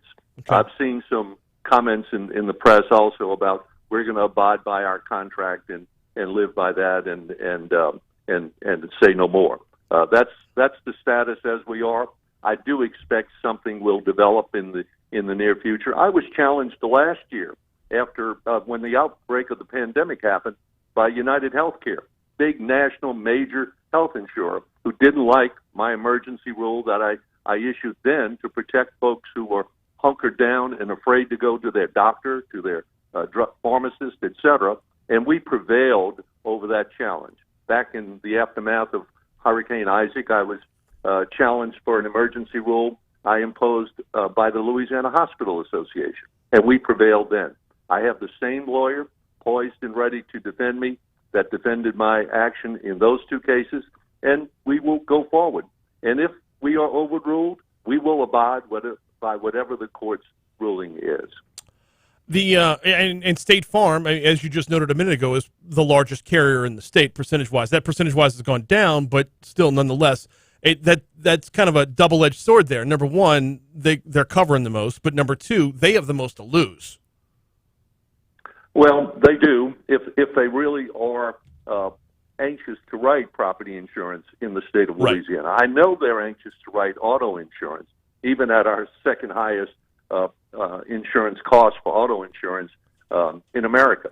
I know that by their actions in rate increases followed by rate decreases over the past couple of years. The homeowners market has been stable, as I indicated a minute ago, and they are the largest participant at 25%. How much appetite they have for what they already have, they did decrease that writing by increasing their named storm and hurricane deductible about 5 years ago from 2% to 5%. And that reduced their book of business significantly back then. So I'm not suggesting, and I don't believe, that they're not committed to our market. I think they are committed to it. But I don't think they're anxious to build it or even concerned about losing some of it to their competition. That's my take on it. No one's told me that. What happens the next time rates are being discussed, whether it be premiums or named storm deductibles or whatever the case may be? Can they use this as saying, hey, we gave you ground on this, so we need to get a little back on a rate increase? Doesn't happen. Gotcha.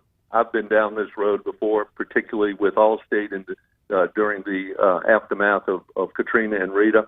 Those companies are big national companies, and they don't play that kind of harsh trading. They submit their justification for rate increases, or in the case recently of rate decreases based on the pandemic, but they don't come in and say, we'll do this if you'll do that. We have an actuarial staff that, frankly, gives me my guidance on whether I should or should not grant a rate increase. Insurance Commissioner Jim Donelon is our guest. Got about a minute and a half left. Commissioner Donelon, want to open up the floor to just the guidance that your office would give at a time like this for homeowners in Louisiana who are going through the process right now. What do they need to know? They need to, number one, file your claim sooner rather than later. The sooner you get in the line for an adjuster, you'll get to a contractor with a proven record, local references, a licensed contractor with insurance. All of that is very beneficial, very hard to come by in Louisiana these days. Number two, go online and apply for whatever the assistance is that FEMA has to offer. It's available, and the rules are different from one emergency to another, and you may well qualify, but you're uncovered by insurance losses as a result of these events. Number three, under your policy, you have a duty to minimize your damage. And by that I mean if a tree went through your house, left a hole, you have a duty to try to keep that opening in your roof from causing water to come in and get behind your drywall and your sheetrock drywall, etc., and cause mold to grow there, furthering the cost of repairing your property. Keep the receipts you incur for the expense of doing that, and don't put yourself in harm's way. Don't put yourself at risk to climb on a roof if that's not what you're capable of doing.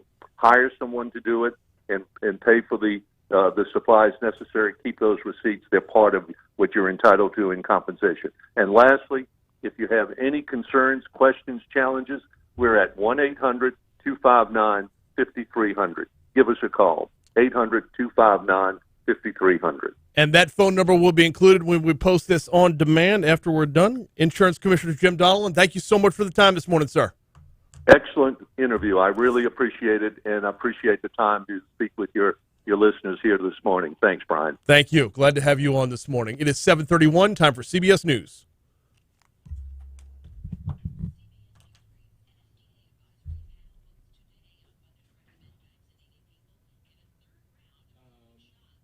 While we're here, can I get that number?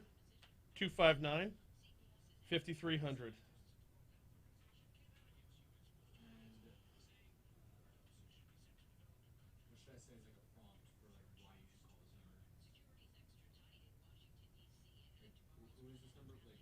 If you need help from the Louisiana Department of Insurance.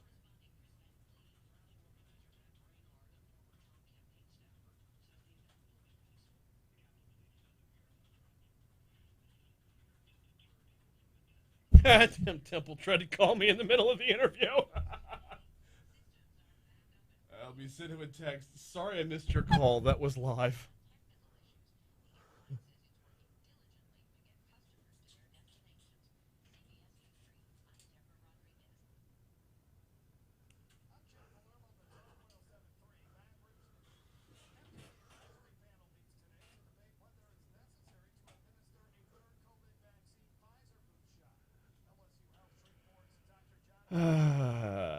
Hope I did okay.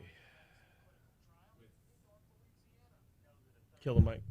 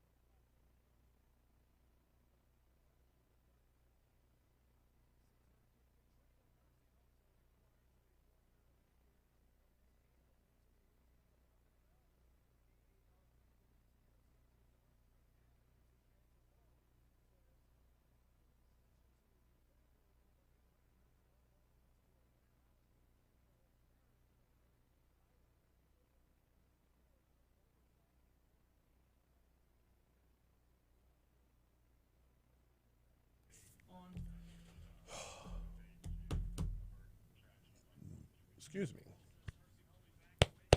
You know what? I've been going slow on this. I'm not nearly as bad as I was every other day for the last 2 weeks.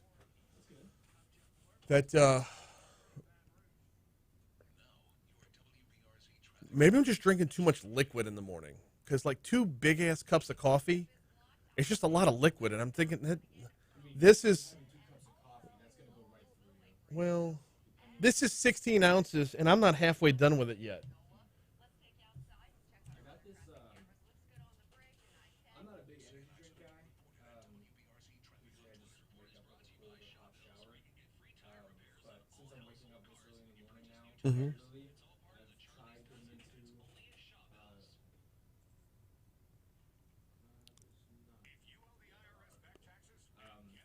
I usually don't get into energy drinks, but because of the circumstances of this job I have, and I'm gonna admit I'm a huge nerd, always have been at heart, and there's this one brand of energy drink. It's like branded for gaming, but like I've seen enough commercials or advertisements for it by people that I respect and watch Mhm. content, and they go in depth of why it's better than other stuff.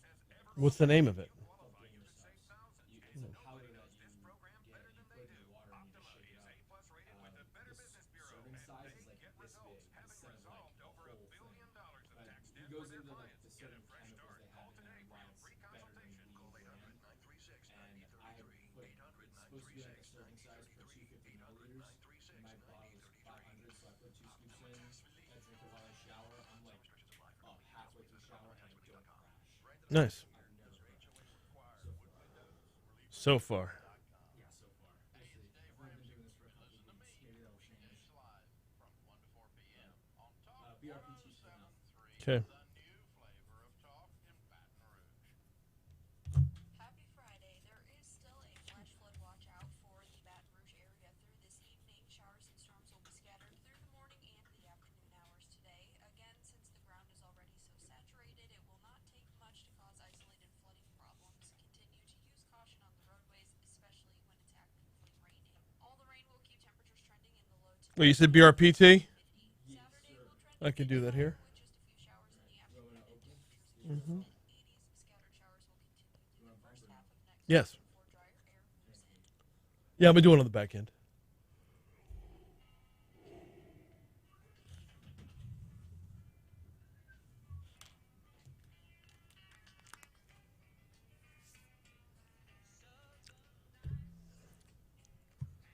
.36 Talk 107.3 WBRP Mornings with Brian Haldane rolling right along. Hour 2 rolling right along. Thanks to Insurance Commissioner Jim Donelon for hopping on board. Whew. Covered a lot of ground there. I was able to get into most of the questions that I wanted to get to. That flex on the insurance companies to demand that they pay. And look, I'm all on board. I mean, I didn't have to evacuate. You didn't have to evacuate, I assume. So it wasn't us this time around. But there is that concern in the back of my head that you're giving them a bargaining chip for all of us by focusing on a small portion of us. But I appreciate his clarifications, and I appreciate his time, as always. We're going to shift gears now and talk education. We're going to welcome in Adonica Duggan from the Baton Rouge Alliance for Students. Adonica, welcome back. How are you this morning?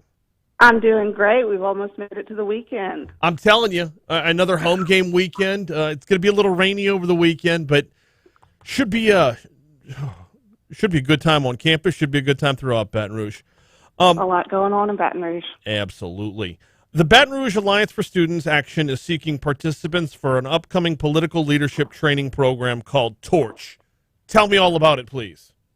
Yeah, we're excited to be offering this opportunity for people who are interested in local elected leadership. We have a lot of elections right around the corner in the next few years, and I think that at the Alliance we are focused on how important it is to have the right leadership, and particularly in times like today. So we're really focused on getting people who are potentially interested in running for office or potentially interested in working campaigns the tools that they need to be successful at that. Okay. Now, for us, it's really important to have student-centered leaders. Elected office in what post? Are we looking for school board members here? Potentially school board members. You know, we have so many different public officials who impact the way that our students and families are served in our community, but certainly with a focus on those who will be directly responsible for that at the school board level. Now, are there school board posts on the ballot this fall, or are y'all already looking ahead to next year? Yeah, so the next time that the school board will be up for election is in the fall of 2022. So you got a little bit of time, but we want people to start thinking early. I think there are a lot of people who, would be excellent public servants who haven't really thought about what it's going to take to be successful in running a campaign, and we want them thinking about that early. Qualifying will start next July, so give yourself a little bit of time to think about whether or not this is something you really want to do. What are you finding is people's biggest hindrance? What's holding people back from wanting to run? Have you watched the school board meeting? I think, I think people really are intimidated by the process. They don't know what it takes. I think, our students need the caliber of leaders who are ready to focus on centering their needs. And I think that good people don't know where to begin when they're thinking about running for office.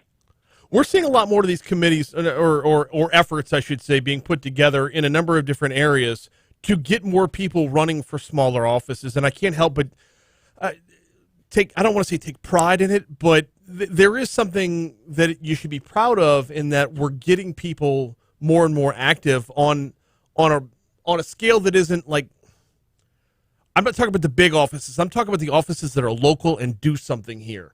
The grassroots stuff. There are a lot of good people in our community who have thought maybe in the back of their minds, I really want to work in a campaign and get somebody who I believe in elected, or I really, maybe this is for me, I'm going to serve the students of Baton Rouge, but they don't know where to start. And so I think a lot of organizations are really focused in on how do we prepare people for what feels like a big task ahead of them when you don't know where to begin. And so, we are a nonpartisan effort. We are really focused on people who center students, and that's the way that we're approaching the work. It's interesting when I ask what the biggest hindrance is, your response involved, have you seen a school board meeting? Because, I've made the joke repeatedly, there's nothing more self-aggrandizing than watching a school board meeting. But I'm surprised it doesn't come down to fundraising or name recognition. To me, those feel like I want to do something, but nobody knows who I am would be one of the bigger concerns. I think that people, are turned off by the tenor of politics in our community. I think good people are, hesitant to wade into the conversations. I think that people are, they definitely don't know where to begin with fundraising. I think that feels like a task if you haven't, had that skill set developed. There's definitely something intimidating about that.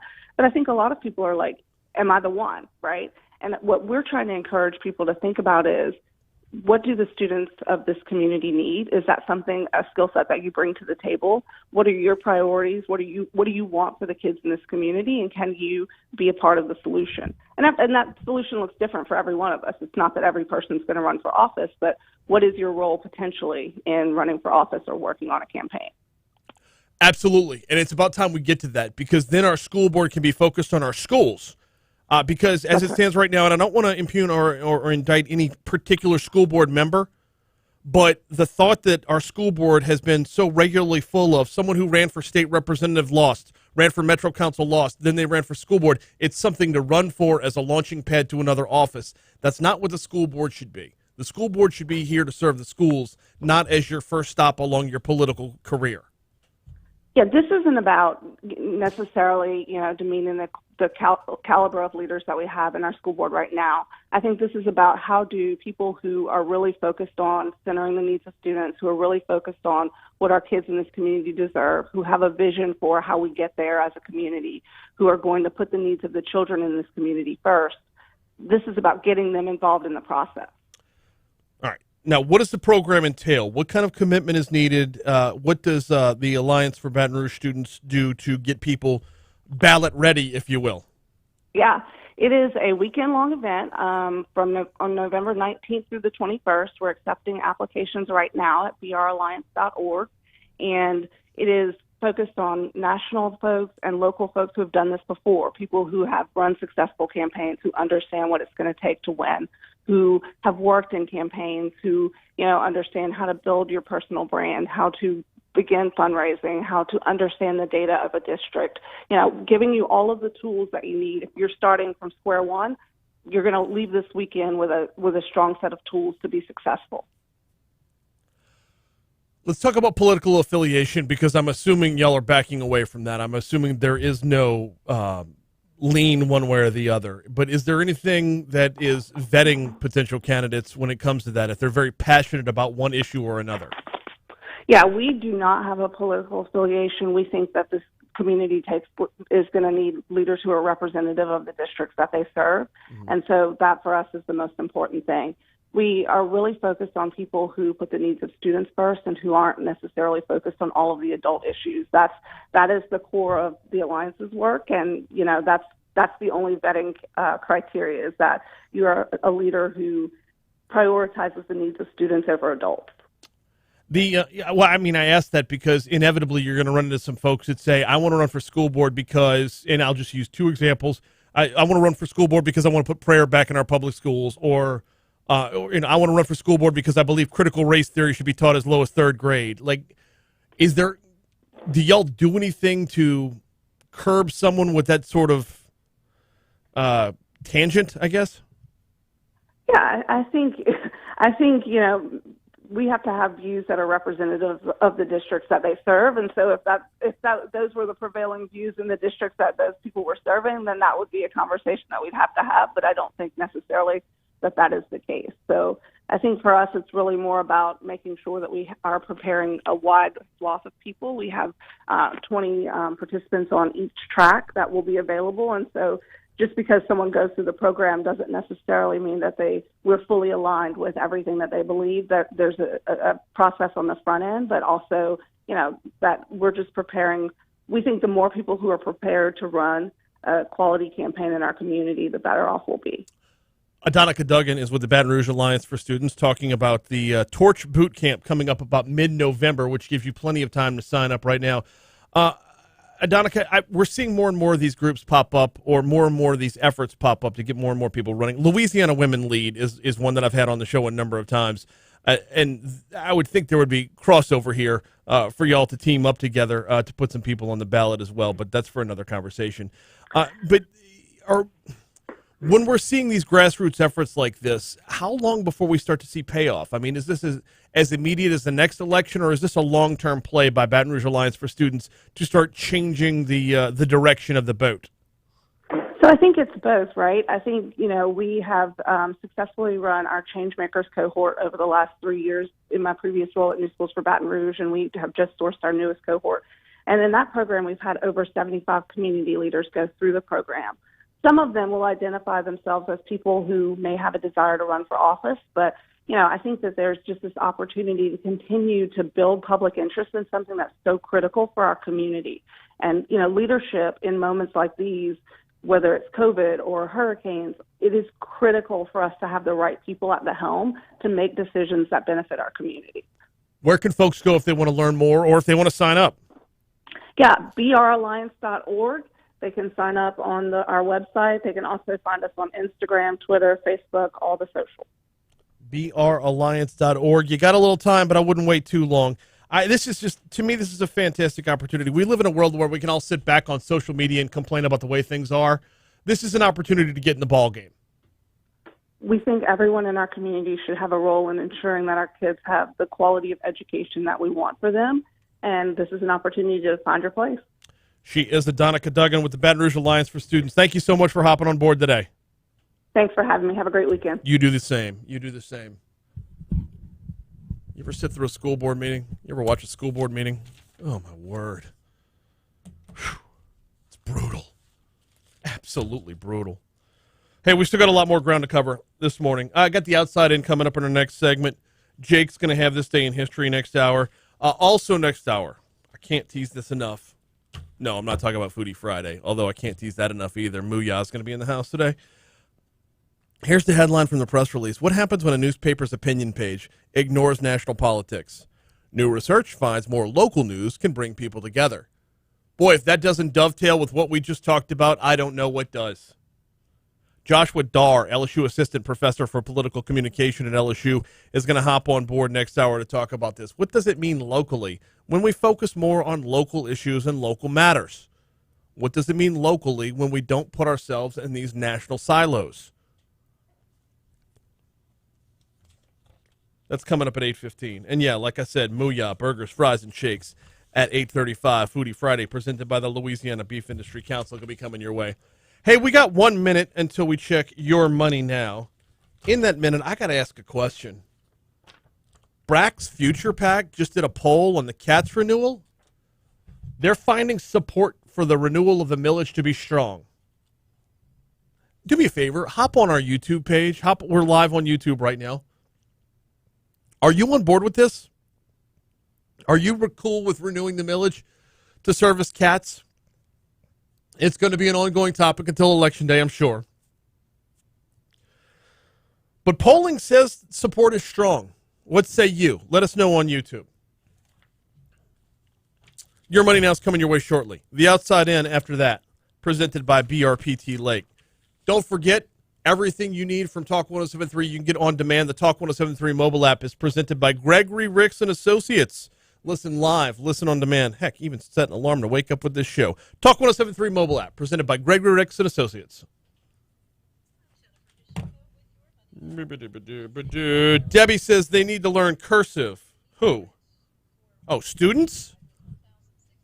Oh, Debbie. I will say this. I've had this fight with my mom. Yes, I fight my mom. I've had this fight with my mom. I think cursive is a waste of time. She gives so many good reasons why I'm wrong, and I don't care. I've dug my heels in, and I will just shout louder. When I was in elementary school, they started teaching us how to do cursive. Then we never used it. Yep. You learn other things by learning cursive, and I get it. The actual application of cursive, my argument is find another way to teach those things that's more applicable. Mm-hmm.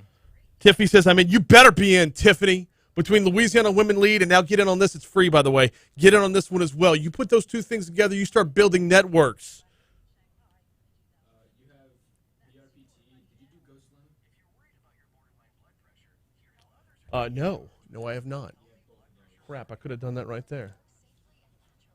All right. Like a true Republican. What do you mean like a true Republican? The fact that the cats thing or the fact that I want an application for cursive? Tired of wasting my time with things that don't do me nothing in real life. Troy says replace cats with Uber and minivans. It would be tons more efficient. Yup.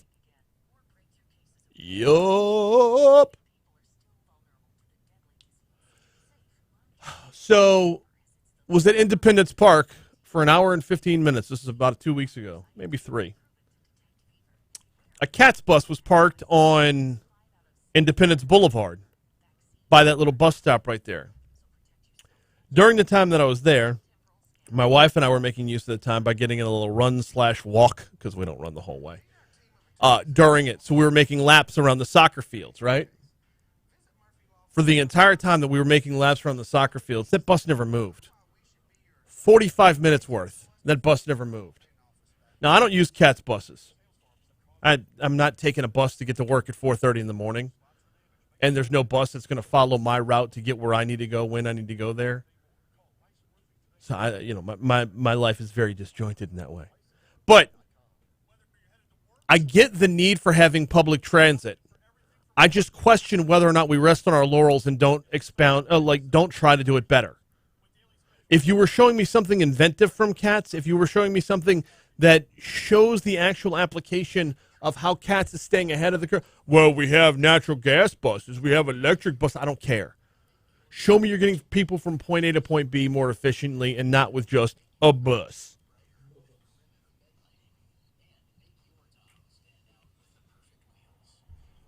Do you know how many high school seniors can't sign their name?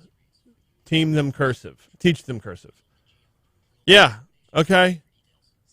You know what I would like to learn how to do? I would like to learn how to write with a stylus on a computer screen. You ever try to sign for a package or sign your credit card receipt?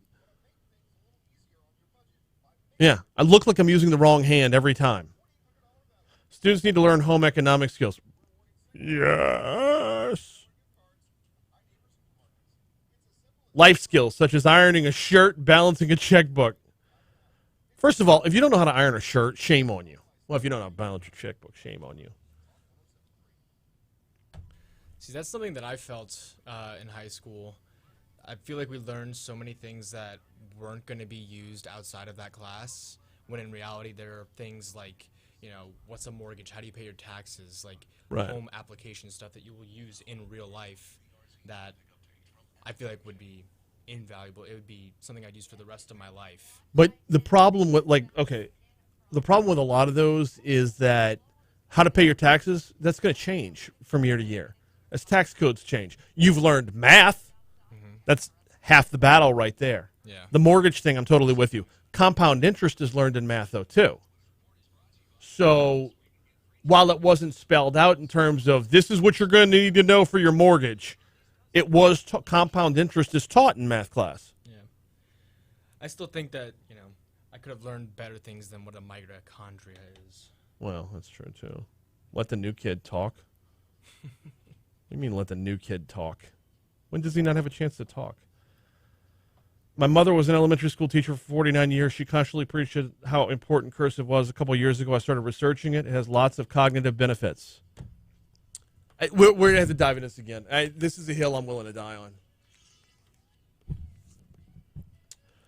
7:55, Talk 107.3 FM, WBRP. Mornings with Brian Haldane rolling right along. We are about 30 minutes away from Foodie Friday, 40 minutes away from Foodie Friday, presented by the Louisiana Beef Industry Council, when Mooyah Burgers, Fries, and Shakes is going to be in the house. I got to do a better job of timing this out. I can't have my weigh-in over at Go Slim on the same day as Foodie Friday. Like, I didn't think that through. Last week we were in here, Rocco was in here, made a roast beef, made a meatball. I ate way too much. Still lost weight for the week, by the way. But, oh, man, had a meatball po' boy in my belly when I did it. This week, no doubt, I'm going to have a Diablo. God, they don't do double Diablo because with the weight loss, I can't eat as much. Well, sweet potato fries dipped in honey. Oh, looking forward to Foodie Friday, presented by the Louisiana Beef Industry Council. You can find out more at beefitswhatsfordinner.com. But speaking of Go Slim, did you pack on some hurricane pounds? The summer has come and gone. Now is the time. There's never a good time to diet in Louisiana, but there's never a bad time to adopt some healthier choices within your lifestyle. That's where Go Slim comes in. 763-9627. 763-9627 is the phone number. If you'd like to swing by in person, they're on Bluebonnet at Perkins, right next door to Rouse's. The thing about Go Slim, you can get diet food anywhere. You can get a protein-based diet anywhere. It's the accountability. It's going over there each and every week and weighing in, stepping on that scale, sitting down with Vicky or any member of her team and talking about what you've done right, what you've done wrong, and how you could do better. GEAUX SlimBR.com. GoSlimBR.com is the website, but I swing by. Ask to sample the food. Tell them I sent you in. Ask to sample the food. They'll give you a bar. They'll set you up with a shake, whatever you need. And then maybe work on adopting some healthier lifestyle choices and losing a few pounds with Go Slim. All right, time for the Outside In. Let's go.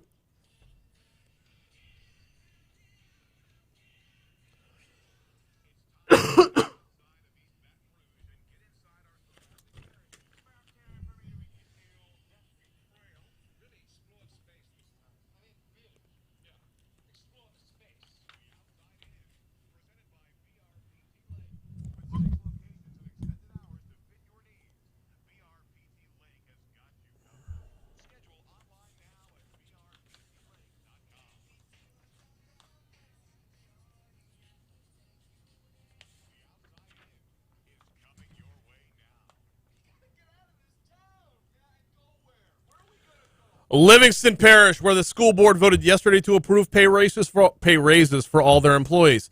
The board approved an annual raise of $1,000 for a full-time certified employee and $500 for full-time classified employees. A full-time employee will also receive a one-time stipend of $750, which will be distributed on October 7th. Over to Lafayette, where new reports released this week suggest issues with the propellers of the plane involved in the December 28th, 2019 crash that claimed the life of Carly McCord Insminger and 4 other people. Previous reports noted a reduction in power to the engines as a possible cause. A sound analysis from surveillance footage from nearby buildings suggested the propellers were not rotating at maximum speed. Of course, Carly McCord and the rest of the folks on that plane died on their way to the Peach Bowl in 2019. So after 2 named storms in 2 weeks left a lot of standing water, the state and multiple agencies have teamed up to aerial spray for mosquitoes in Ascension Parish. The parish's mosquito control partnered with the state, CDC, FEMA to provide emergency aircraft-based mosquito control spraying. They hired Vector Disease Control. Vector? The bad guy from Despicable Me? Anyway, Vector Disease Control International to take charge of the process that's set to begin tomorrow. Next stop, West Baton Rouge. Several sheriff's deputies were spotted in a neighborhood around noon yesterday. A number of West Baton Rouge Sheriff's Office vehicles were seen lining Kieran Drive near Bradley Court. Sources tell our news partners at WBRZ first responders were initially called to investigate reports of a shooting. No victim was found at the scene. Closing out in New Orleans, Harvey, a rare 14-year-old twin-headed gopher snake given to the Audubon Zoo by Nicolas Cage, has died of old age. A two-headed snake. What's weirder than a two-headed snake? Well, Nicolas Cage himself. That's The Outside In, presented by BRPT Lake. Let's get you to CBS News. Then Hour 3 is coming your way next.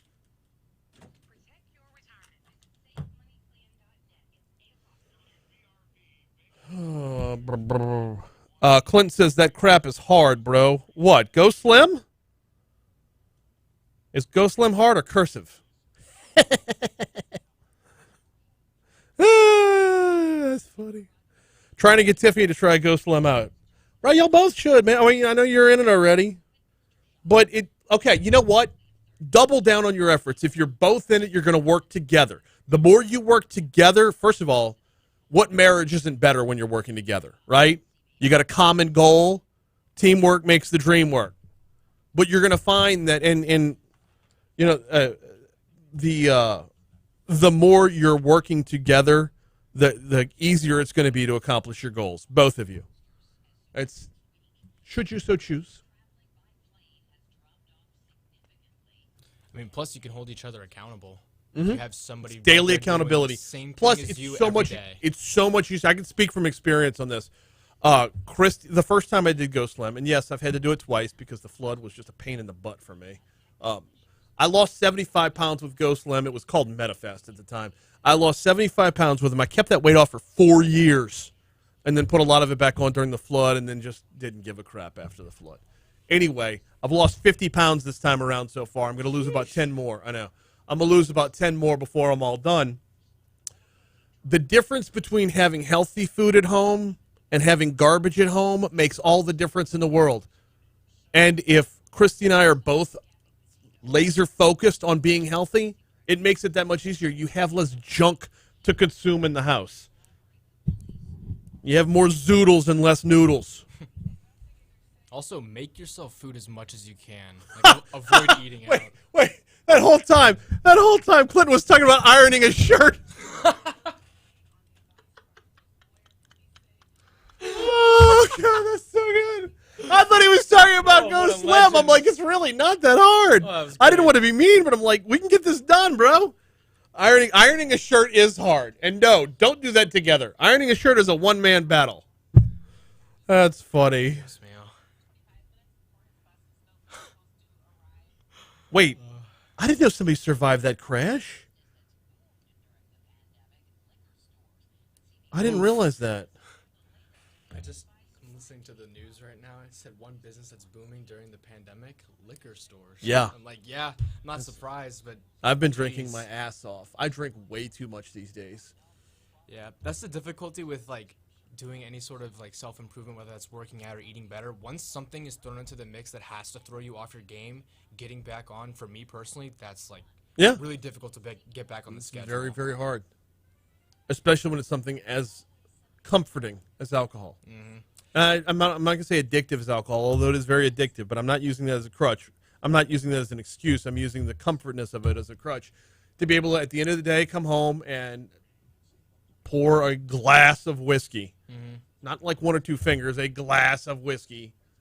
And And the thing is until you get into the rhythm after you do that new task for weeks, maybe months, it's so much easier to stop than it is to keep going if you have something in your way, like a flood, a hurricane. Oh, yeah. Yeah. I'm still talking about working out and eating good. Oh, working out I love.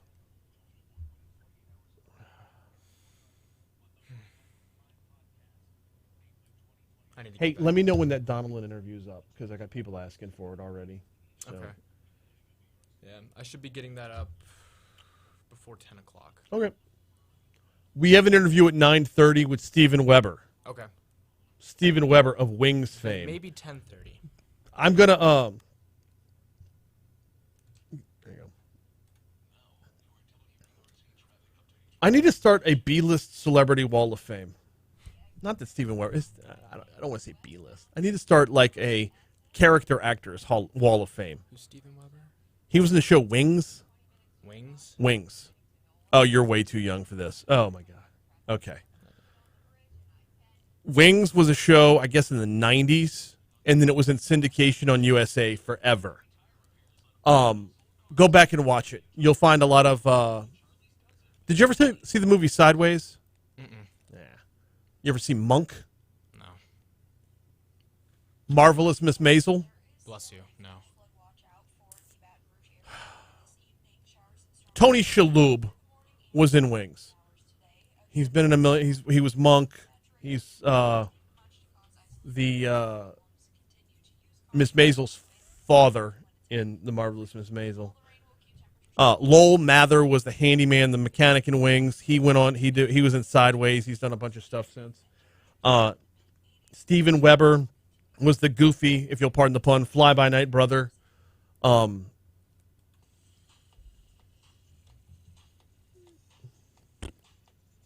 Yeah. We'll dive in later. I don't know pretty much any of those names that you just mentioned or movies. Whatever. Bobby Lee's birthday's today?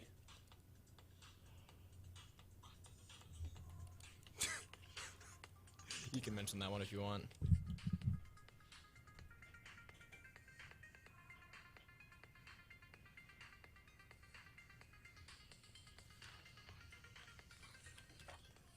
.805 Talk 107.3 FM WBRP Mornings with Brian Haldane, rolling right along. Hour 3 coming your way right now. Clinton posting up on YouTube. I was mentioning Ghost Limb going into the break. Clinton's down almost 25 pounds already. Bro, that is fantastic. Keep it up, man. Keep it up. That's fantastic. Yeah, go see them. They're on Bluebonnet right there at Perkins Road. There's never a good time to diet in Louisiana. You go from, let's say, the beginning of the year as what? King cake season? You go from king cake season into Easter candy. You go from Easter candy into grilling season, barbecue season. You go from barbecue, Easter candy and, oh, by the way, crawfish season. King cake to crawfish, crawfish to grill, grill to tailgate, tailgate to Christmas. It's your entire year. Where's there a good time to diet? There's not. But you can always adopt healthier lifestyle choices with Ghost Lemon. Oh, by the way, they work with you within your lifestyle. You don't have to uproot your life and what you do in order to make Ghost Lim work for you. 763-9627 is the phone number. All right. Still to come on the show, we've got Foodie Speaking of, we got Foodie Friday presented by the Louisiana Beef Industry Council. Mooyah is going to be in the house. Speaking of. But also, what happens when a newspaper's opinion page ignores national politics? New research finds more local news can bring people together. Until we start fighting about cats. But that's neither here nor there. That's next segment. Joshua Darr is going to join us. Right now, Jake takes us back in time with this day in history.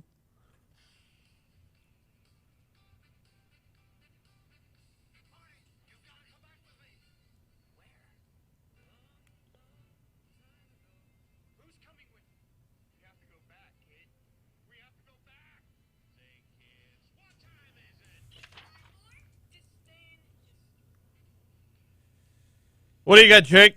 First off, happy Friday to everyone tuning in with us. A little bit louder. Turn your mic up a little bit. You got a little more room. Happy Friday to everyone tuning in with us. We're starting off the events in 1787.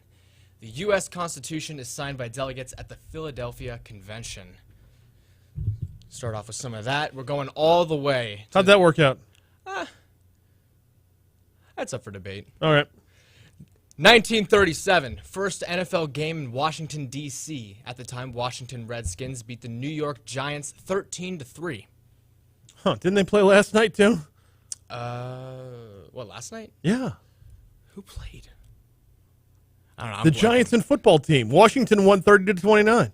Ah, that's right. See? On the eve of the anniversary of the first time the Redskins played. Yeah, I should have remembered. I didn't start Terry McLaurin. Oh. Kind of regret it, but yeah, bad move. I was in a stacked league. I have like DK. Okay, I'll get into that later. Yeah. 1947, Jackie Robinson is named Rookie of the Year by Sporting News. Wow. Good for him. Like, well, of course he was named Rookie of the Year. Aside from his performance on the field, just the monumental nature of him being a rookie, that alone gets him the award. What a story. The fact that he's really, really good adds to it. 1954, Lord of the Flies by William Golding is published. All right. You ever read that book? Yes. Yeah, that was a big one in, I think, middle school or high school. 1967, the New Orleans Saints' first NFL game. They lose to the LA Rams 27-13. So when Condon came in earlier during the 7 o'clock news break, he said today's the anniversary of John Gilliam, 100-yard run back. That was the lone highlight of the day, except for the fact that New Orleans now has a football team because of that day. Actually, there's the story behind how New Orleans got the football team is amazing. I'll have to look into that. Yeah, you should.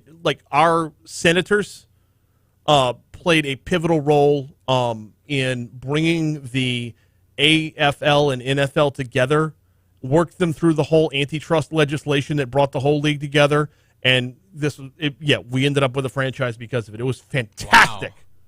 That's interesting, considering Louisiana is definitely a football state. Definitely a football state, but not the market. I mean, at the time, New Orleans was in the competition to be that market size, but now, if you were just picking your top 32 markets, New Orleans isn't in there. They're out by 20. Yeah. 1972. McLaurin had 107 yards and a touchdown last night. 11 catches if you're PPR. Sorry. No, it's all good. 1972, TV comedy MASH debuts on CBS in the U.S. Never seen it. Heard about it a lot. Bro. All right, we're going to have to work on that. Sorry, it came out in the early 70s. Yeah, well, there's such a thing as like YouTube. You can get on board. Yeah, there's more out there than MASH. I think I'll pass for now, but hey, maybe it'll convince me. Decade later, 1982, Bad to the Bone. Single by George Thorogood and the Destroyers, first released. I don't know. Saw it, interested, remembered the song. Bad to the Bone? Yeah. Kind of a big one. Kind of a big deal. 1983, Chicago White Sox clinched their first ever AL West championship. I don't think they did anything with that, though. Probably not. 2000, Dan Marino's number 13 jersey is retired by the Miami Dolphins. Not going to lie, the best thing Dan Marino ever did in a Dolphins jersey? Ace Ventura. Ace Ventura, Pet Detective. Sorry, I stepped on your punchline. Nah, it's okay. It's a great movie. That'll conclude it for the events. Let's get right on to the birthdays. We only got 4 to talk about that at least I have. First up, we have potentially the future. Oh, wait, no. This day in 2011, Occupy Wall Street started, if I'm not mistaken. Oh? Yeah.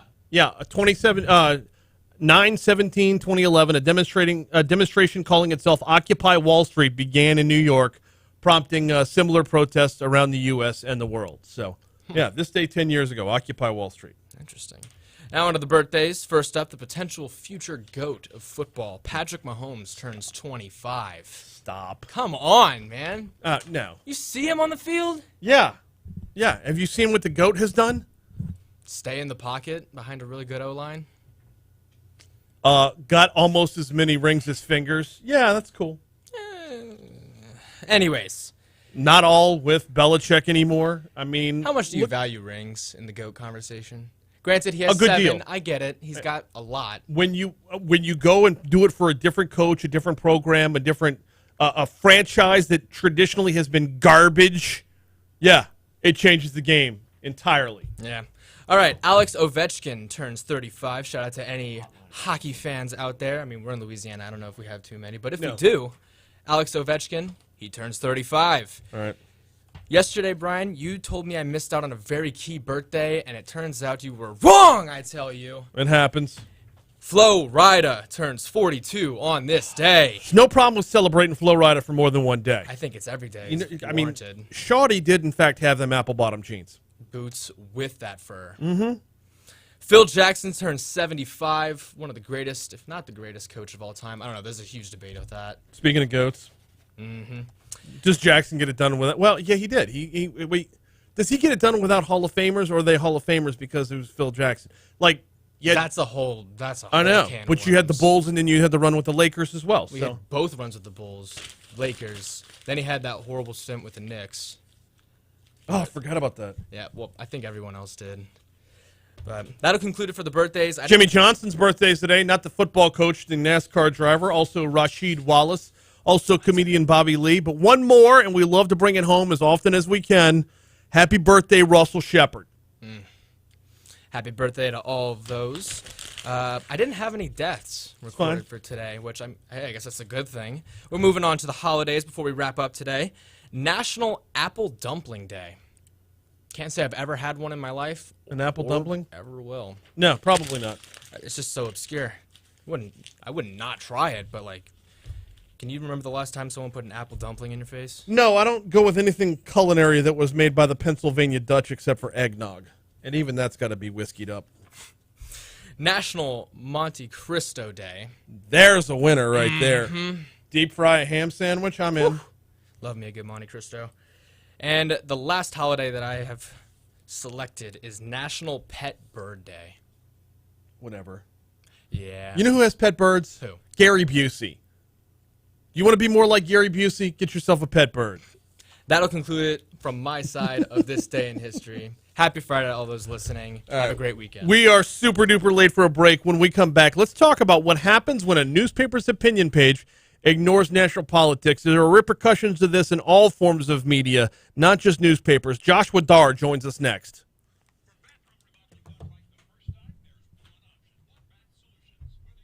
Hotline. Sorry about that. We were in the middle of a segment, so I had to drop you on hold real quick. This is Joshua Darr. Hey, man.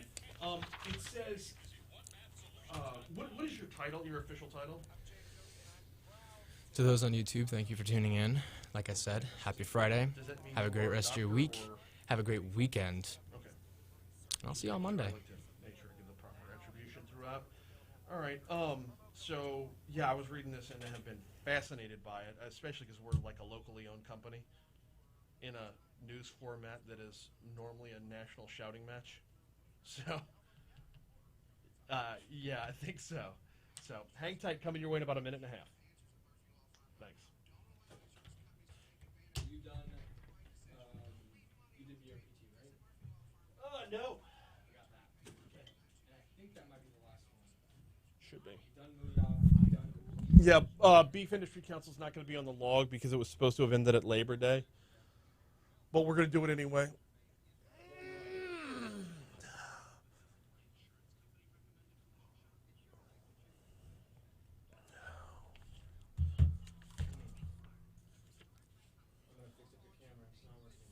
Okay.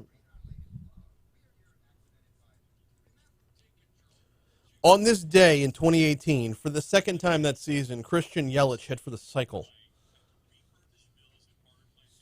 To those on YouTube, sorry about the camera. I got it fixed now.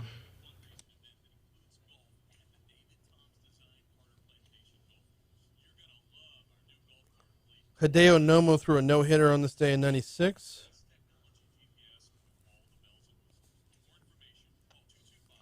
Why do they send me all this trivial shit?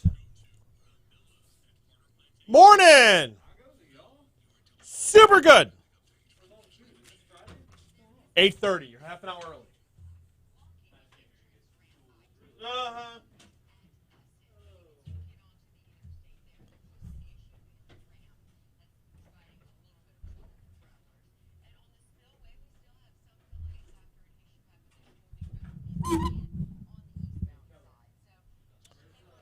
Sorry, he's got it squared now. The video should be good to go now. Lowell was Sandman in one of the Spider-Man movies. One of the Spider-Man movies.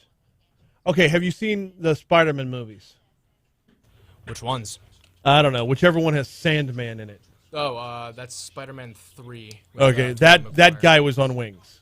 Huh. I like him as an actor.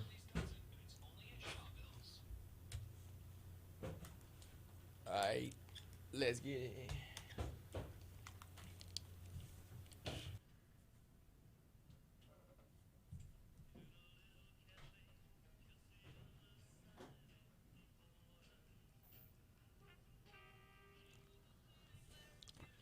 .818 Talk 107.3 FM WBRP mornings with Brian Haldane rolling right along. So, been teasing this all morning, looking forward to it. What happens when a newspaper's opinion page ignores national politics? What does happen? Well, LSU's assistant professor of political communication, Dr. Joshua Darr, joins us now. Good morning, sir. How are you? I'm good. Glad to be here. Glad to have you on here. Read this press release and have been fascinated by it ever since. Let's dive right in. What does happen when a newspaper's opinion page ignores national politics? Well, it turns out they have a lot of space to fill, first of all.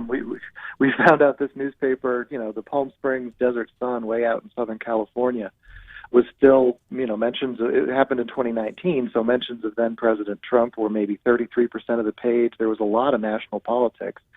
And when that all dropped out, really local issues filled the void. So a lot more about transportation and traffic and, the various things that citizen groups were doing in the area to try to preserve architectural landmarks, just very local things to that community.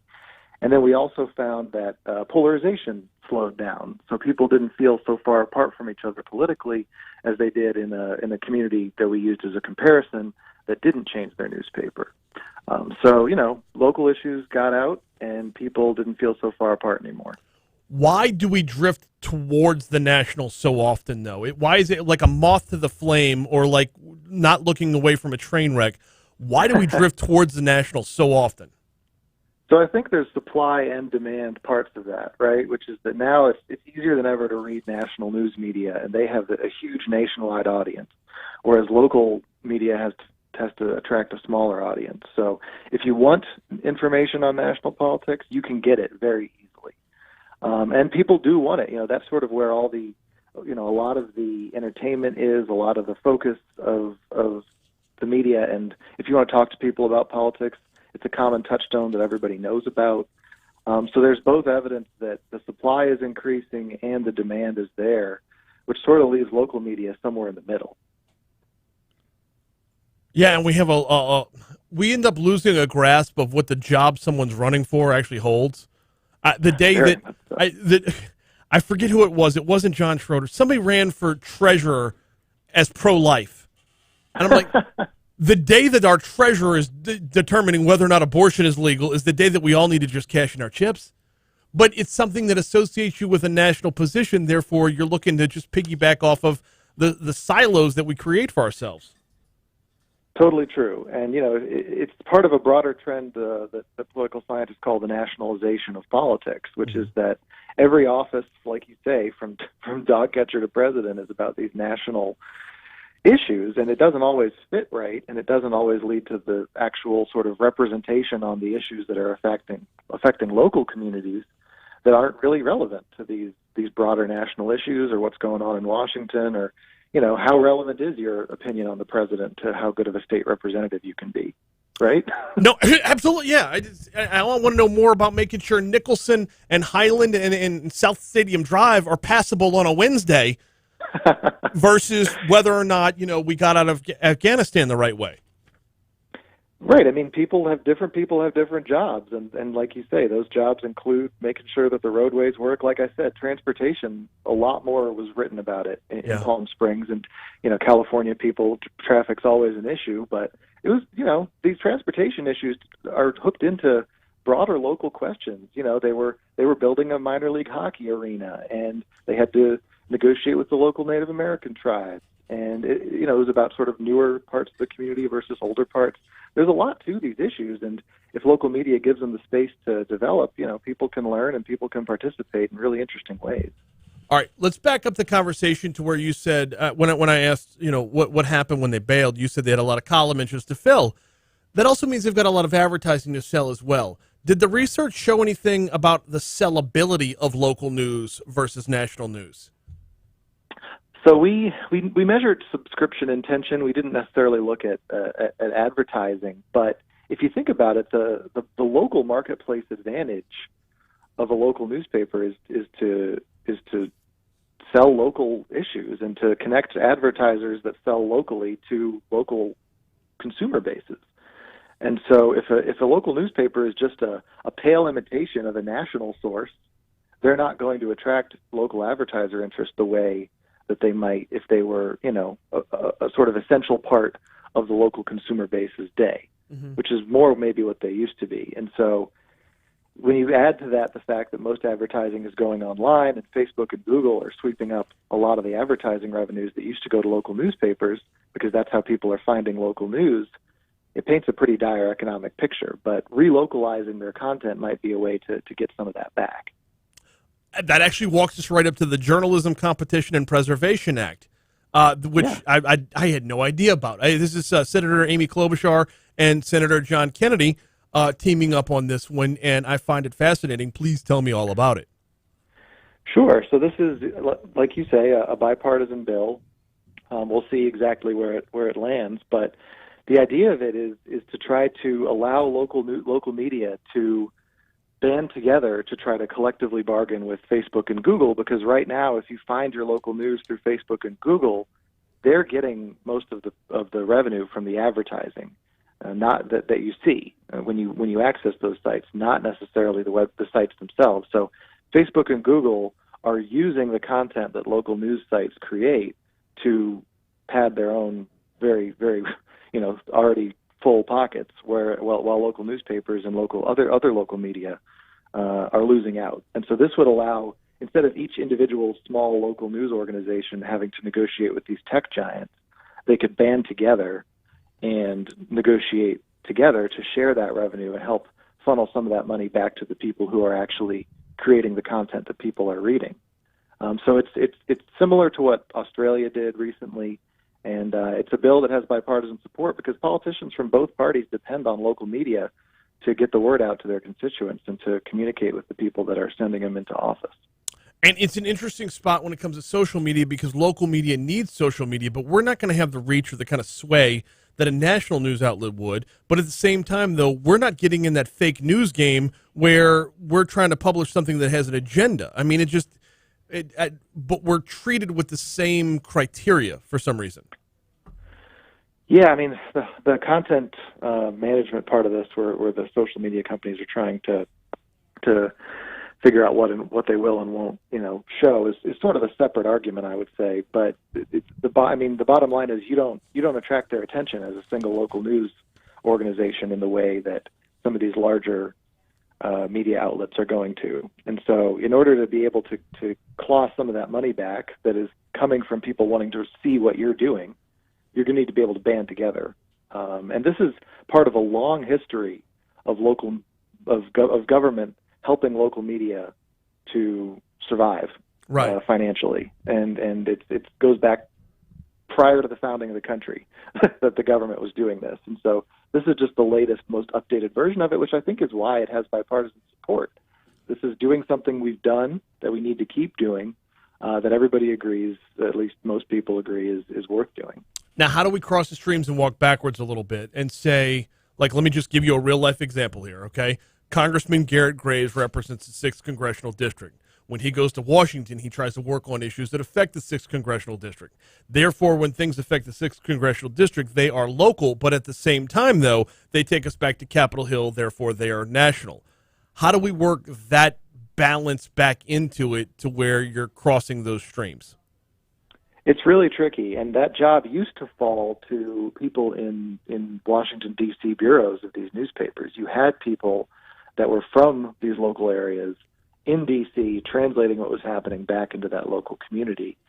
And now it's much more likely you're going to rely on either wire content or syndicated content. Mm-hmm. It's not going to have that translation in it, or if you are, it's going to be sort of secondhand from somebody who's not there to ask the questions of Representative Graves or whomever else. And so I think, it's not that national politics is irrelevant. Obviously, a lot of those decisions matter in these local communities. But if you are not making that connection, and that does require resources, either reporting resources or time and money to sort of keep an eye on what's going on in Washington and translate it, then people are going to see national politics as separate from local, and they're going to maybe just try to read national without getting that local as well. It should all be kind of a bundle together, where there's that translation. Well, and then there's the repercussion of that is the sexiest story is going to rule the day, and the story that affects the most people when it comes to syndication, whatever affects the most people, which means affects the largest market, is what's going to rule the day. So if Congressman Graves is sounding off on something that affects, let's say, the Eastern Seaboard, it's going to garner more attention than the Comey diversion canal, which affects us directly. Exactly. Yeah, and this is just true generally. I mean, the market for national politics is everybody, and so it's going to find an audience, and that's inevitably when you can reach anybody immediately through the internet. That is where these media organizations are going to divert their interest. So the question then becomes, how do you get people the local stuff that they need?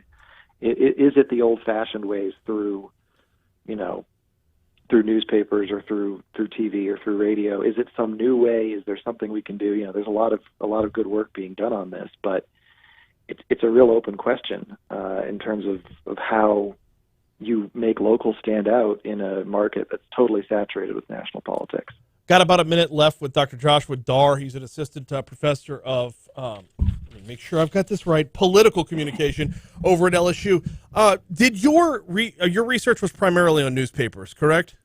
Yeah, this was just one newspaper experiment. Is there any translation to what we're doing, what you and I are literally doing right now? Is there any translation to radio or television? I think so. I mean, I think local radio is such a huge and important source for people. And, these shows do keep things focused on local. I know yours does. But, there's also quite a bit of syndicated content because it's hard to fill 24 hours a day.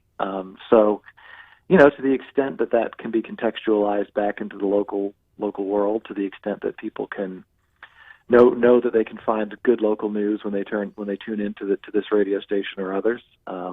I think that'll be better. This was an experiment. They dropped it for a month and then they went back to what they were doing. Mm-hmm. It changed what they were doing a little bit, but if you wanted to experiment in some way like that, or just try to ignore national politics, you could do that too. Noting the timestamp on that last answer, so I can grab that for a promo. He is Dr. Joshua Darr. Thank you so much for the time. It's fascinating stuff. I was thrilled to read it the entire time and look forward to more. All right, thanks for your interest. Thank you. Absolutely. We are local. We are here. Why does what happens here matter any less than what happens in Washington, D.C. when you see daily repercussions of it? It's kind of the mantra. Here comes CBS News. Foodie Fridays next. I didn't get in Baton Rouge Mattress Outlet. That was the one we were missing. That was fascinating. I'm sorry. It might be inside baseball. I might be talking about things that y'all don't give a damn about because of that, but to me, there's nothing more vital than, like I said, if I'm driving, if my commute is from downtown up Nicholson Drive, Wednesday I couldn't get home. If my commute takes me up Acadian Thruway, how many times do I have to reroute because of it? And everything you could talk about on a national scale doesn't mean bupkis to me compared to getting home to my wife and raising my kids. And I find that amazing. More and more I find that the less active you are in your personal life, the more active you are in national politics. And I find that infuriating. Hey, come back to me after news before traffic, okay? I'm going to knock out both BRPT and Baton Rouge Mattress. Done and done. If there was like a specific subject y'all discussed over that interview, what would you say was the most interesting to you? How shifting to local issues pivoted the conversation for everybody.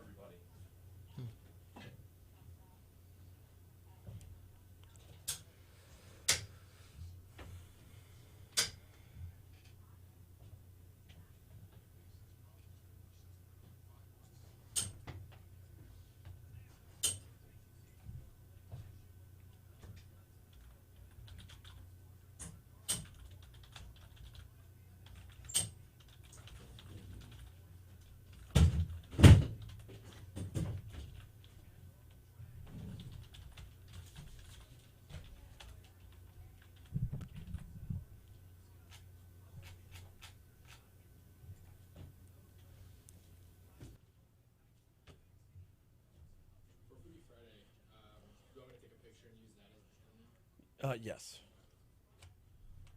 Probably of the burger itself. Hey, PJ Novak. About 35 seconds and I'll give you a cold open. Okay.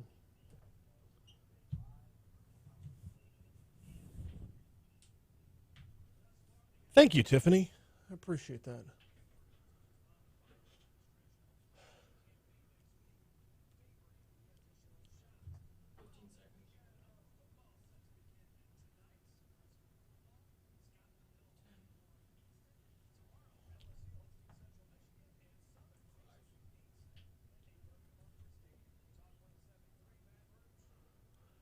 Got any nagging pain, something that just won't go away? And I'm not talking about recovering from a major injury. I'm talking about being hunched over your computer all day long. I'm talking about trying to move that generator in the middle of the storm while your power was out. Have you thought about physical therapy? Have you considered BRPT? Baton Rouge Physical Therapy has been around for almost 60 years. They essentially introduced physical therapy to Baton Rouge, and they're here to help you. Going to sit you down, going to talk about your issues, talk about your comfort level, and talk about how to get you over the finish line to getting back to being your best you. They've got 6 locations throughout the greater Baton Rouge area. Ascension, Livingston, EBR. You can find them. If you need more information, visit brptlake.com. brptlake.com. If you want to set up a consultation, you can go ahead and do that by calling 917-9185, complimentary screening when you call 917-9185. Other than that, get back to being your best you. Think physical therapy, think brptlake.com. One more before we move on and check traffic here real quick. How'd you sleep last night? That brings us around to the Baton Rouge Mattress Outlet, 2 locations, 4065 Florida Boulevard or the corner of Jefferson and Hoosier 2. Weekend's coming up. Might want to get out and get a little shopping done before you head over to campus tomorrow to see LSU versus Central Michigan. If you got a mattress that's lumpy, if you've got a mattress that's dirty, if you've got a mattress that's not serving you the way it needs to, visit Mitch and his team. In fact, if you're questioning whether or not your mattress is good enough, go test drive a mattress at 4065 Florida Boulevard. Lay down. Take a nap, if you will. Deals are going on all the time. The Labor Day deals, I believe, have rolled over. Financing has rolled over. And if you mention you heard about it on this show, you get free delivery at either location of the Baton Rouge Mattress Outlet, 4065 Florida Boulevard, Mid-City, or the corner of Jefferson and Hoosier 2 for the Baton Rouge Mattress Outlet. I hate doing that. That's so terrible to do back-to-back lives like that. I probably should have spaced it out and done one before Foodie Friday. But better just because I needed time to get them in here. One of them I probably should have told you one earlier. No worries.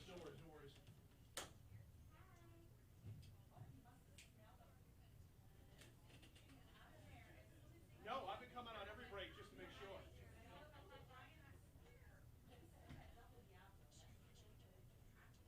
So I'm going to have to admit defeat at some point with the weight loss.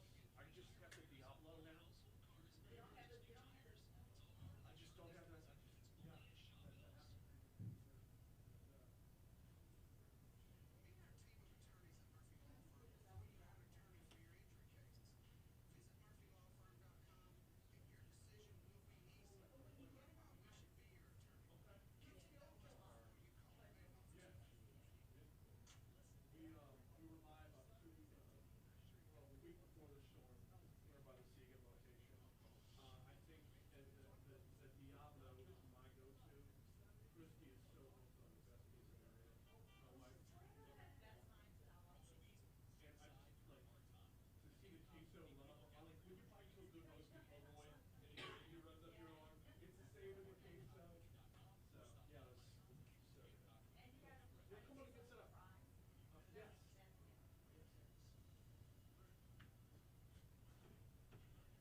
Yeah, the kids were down with the queso with the fries. I'm going sweet potato fries with the honey. So, and when you got the spicy with the Diablo combined with the sweet, it just cannot spell it out any better. Come on in, y'all.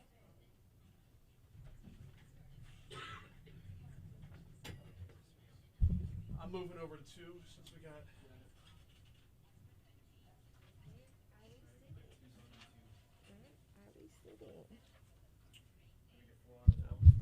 2, 3, and 4. 2. I'm on 2, 3, and 4. No.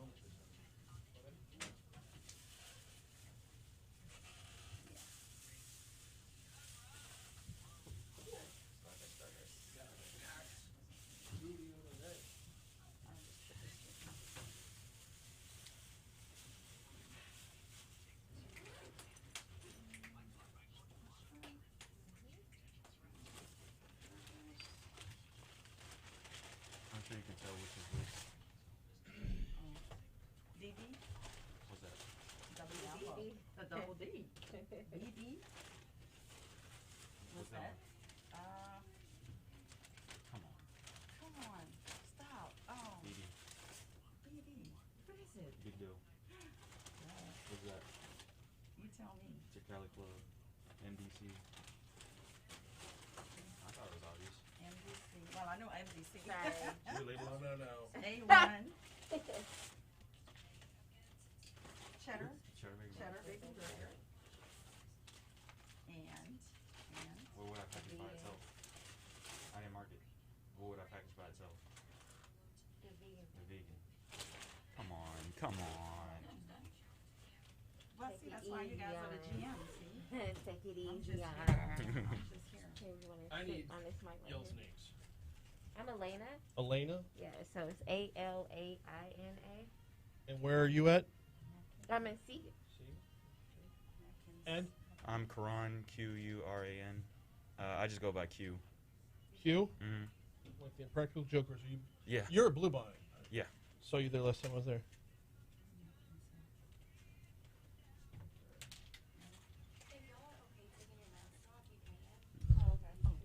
Okay. 8:40. Talk 107.3 FM, WBRP. Time for Foodie Friday, presented by the Louisiana Beef Industry Council. I've behaved all week long. I've stuck tooth and nail to the diet all week long, and I'm about to blow it out of the water right now because the folks from Mooyah are in the house.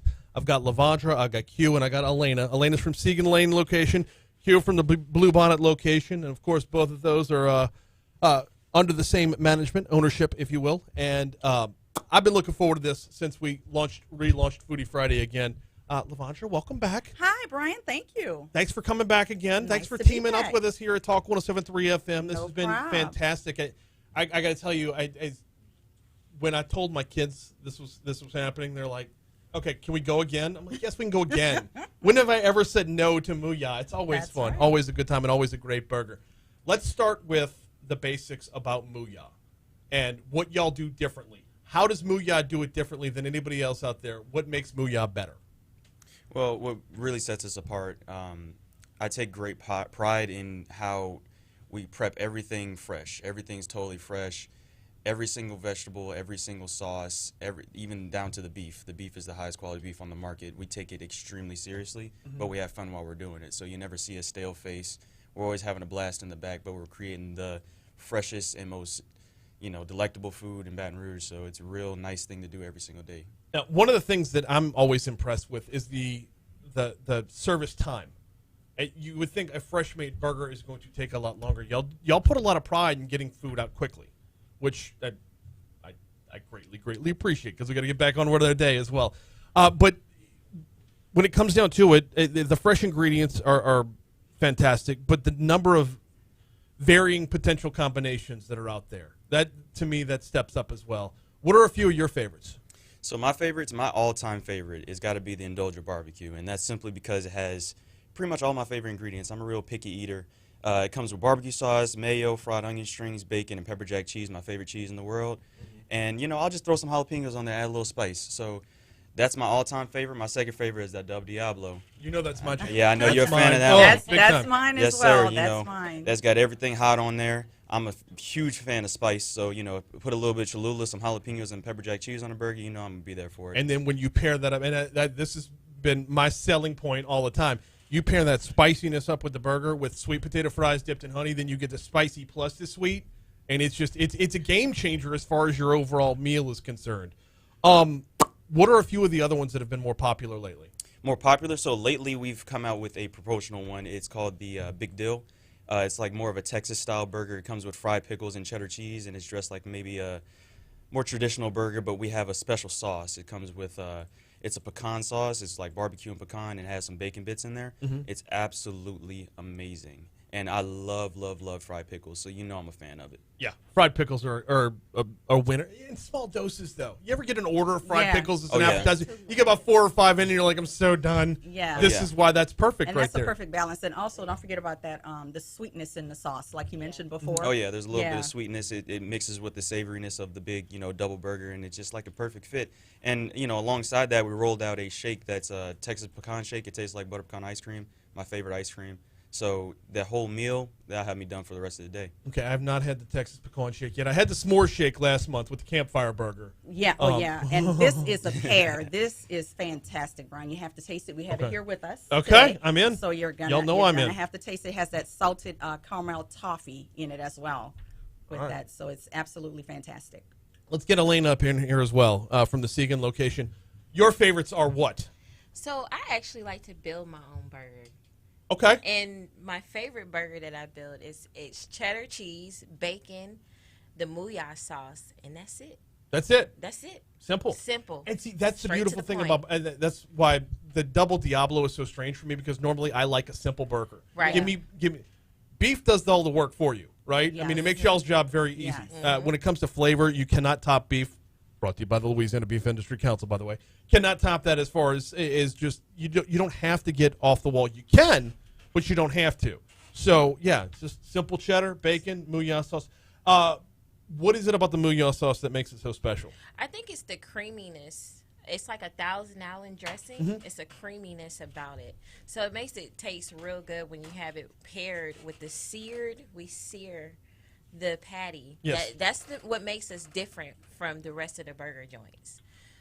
Let's talk about that. Let's talk about preparation a little bit. I know y'all work on fresh ingredients across the board, but let's talk about that beef. What goes into preparing the patties, seasoning-wise, cooking-wise? What does Mooyah do? Oh, he's trying to know the Mooyah. Oh, yeah, he's trying to get the Well, I sauce. wanted to mention first. Yeah, I wanted to mention first about the beef. The very first thing is the reason it comes out the way it does, aside from everyone else's, is because it's 100% certified Angus beef. Yes. And I think that's what also plays a part in getting that sear. Yeah, so on it. you know we take great pride in the beef, especially. So we actually every day we cook the highest quality beef on the market, which is certified Angus beef, and that's just kind of our secret. And we don't keep it a secret at all. We let everybody know. But it's personally it's the best beef I have ever tried. I love beef. So certified Angus beef is definitely the way to go. It locks in all that flavor. It's very juicy. As soon as you get a sear, it locks all those juices in and mixes well with every ingredient you throw in there. So I just think it's the perfect, kind of beef to put on the burgers. About how much time on the heat? Oh yeah, no, I do. Oh yeah, so. Well, so the whole point of this segment is for folks to celebrate food and maybe take a little bit away from what y'all do back into their home life. If they're grilling in the backyard or throwing it down in the kitchen, whatever the case might be, they might be able to share a little Mooyah experience from their own kitchen. That's right. So, slap it down on the grill. How long?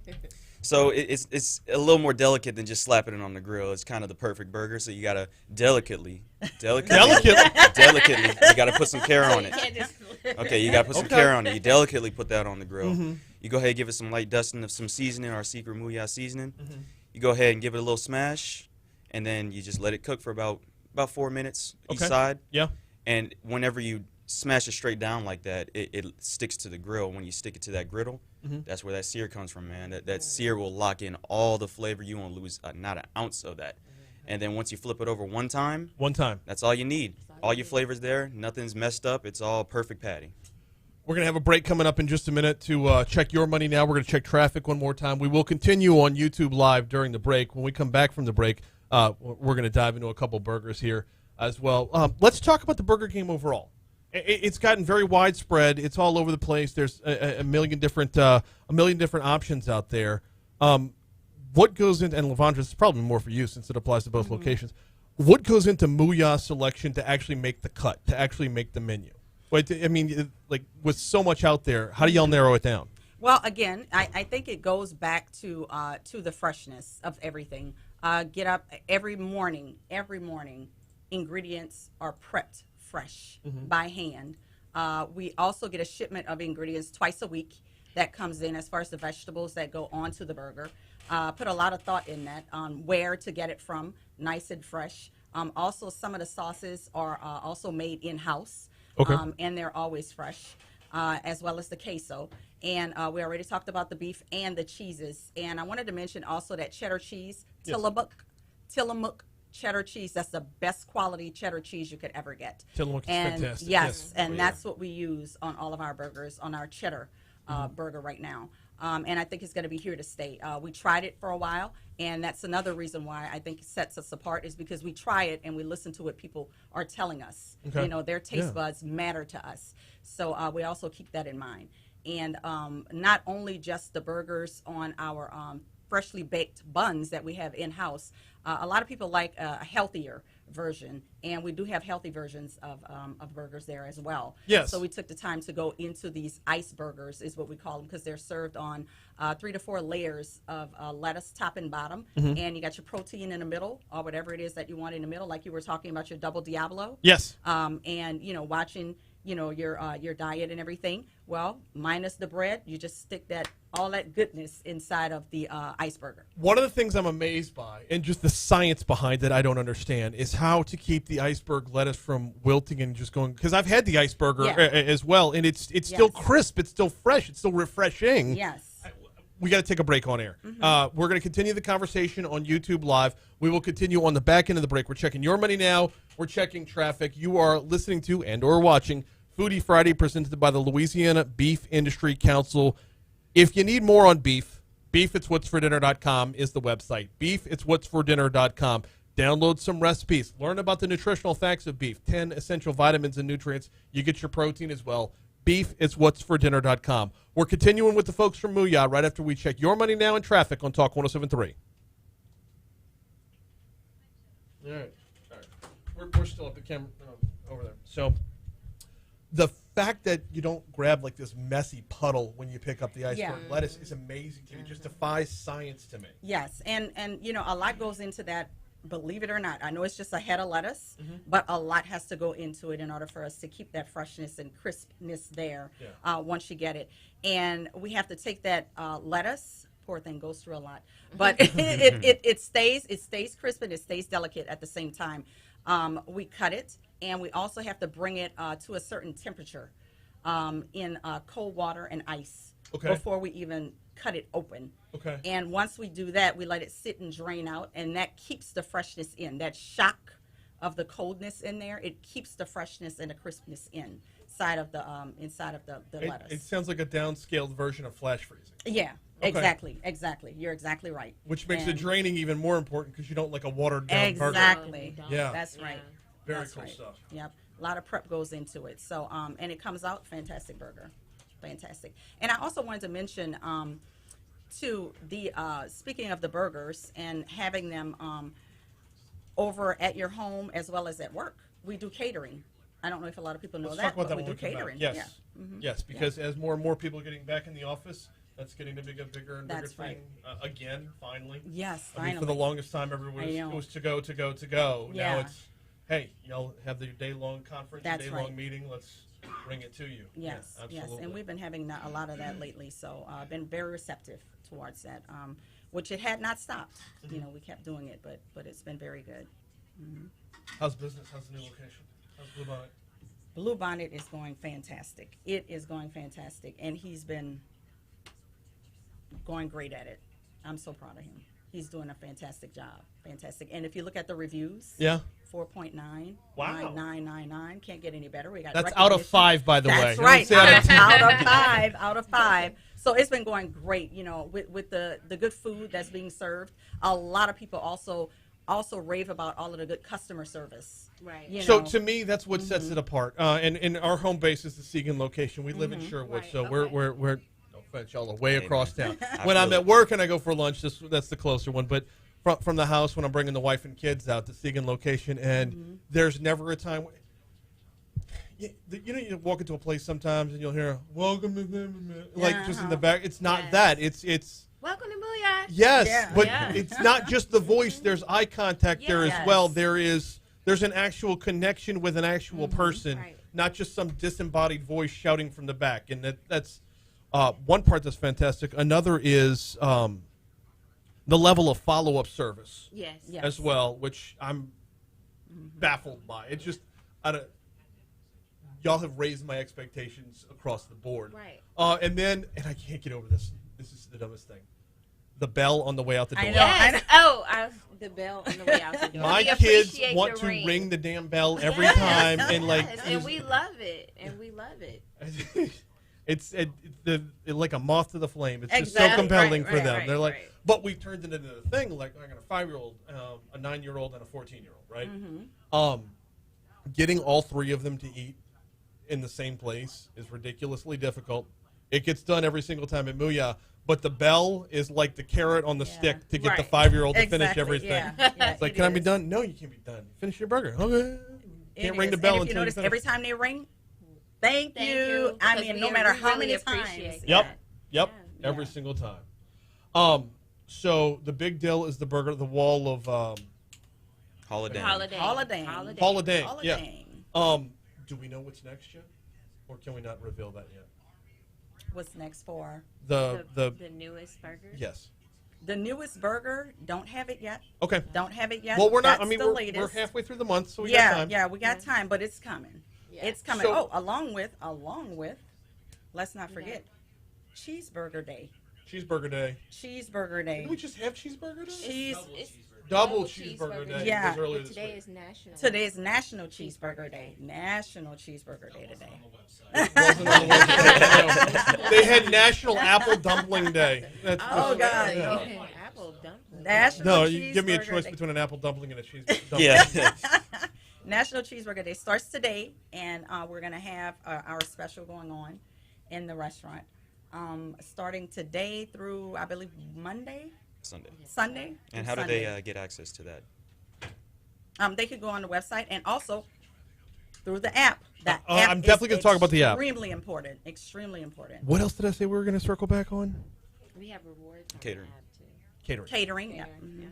Thank you. So the rewards app is fantastic. the yeah, we're going to rewards talk app. about that as well.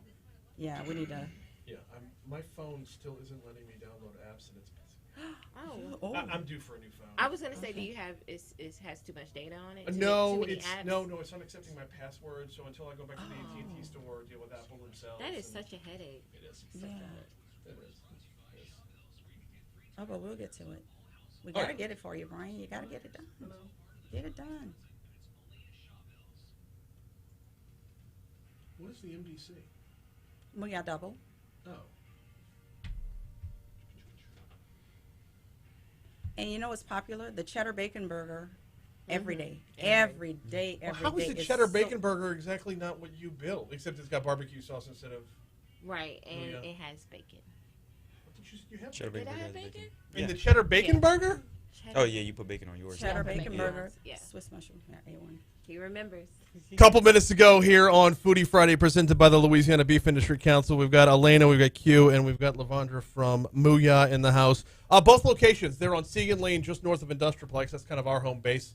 And then there is Blue Bonnet, right at Highland Road. Blue Bonnet at Highland Road is where you will find them there as well. Couple things I want to talk about before we get out of here, and we covered about as much as I'm going to get out of y'all. So I'm not getting into secrets on the ingredients of the sauce or whatever. I'm not even going to tap into that. But we've seen changes in the way people are consuming, or people are getting after the food. During the pandemic, it was to go, right?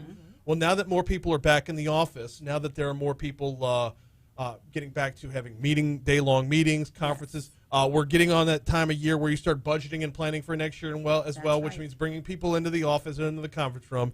Catering is getting back to being a big thing. How can y'all help?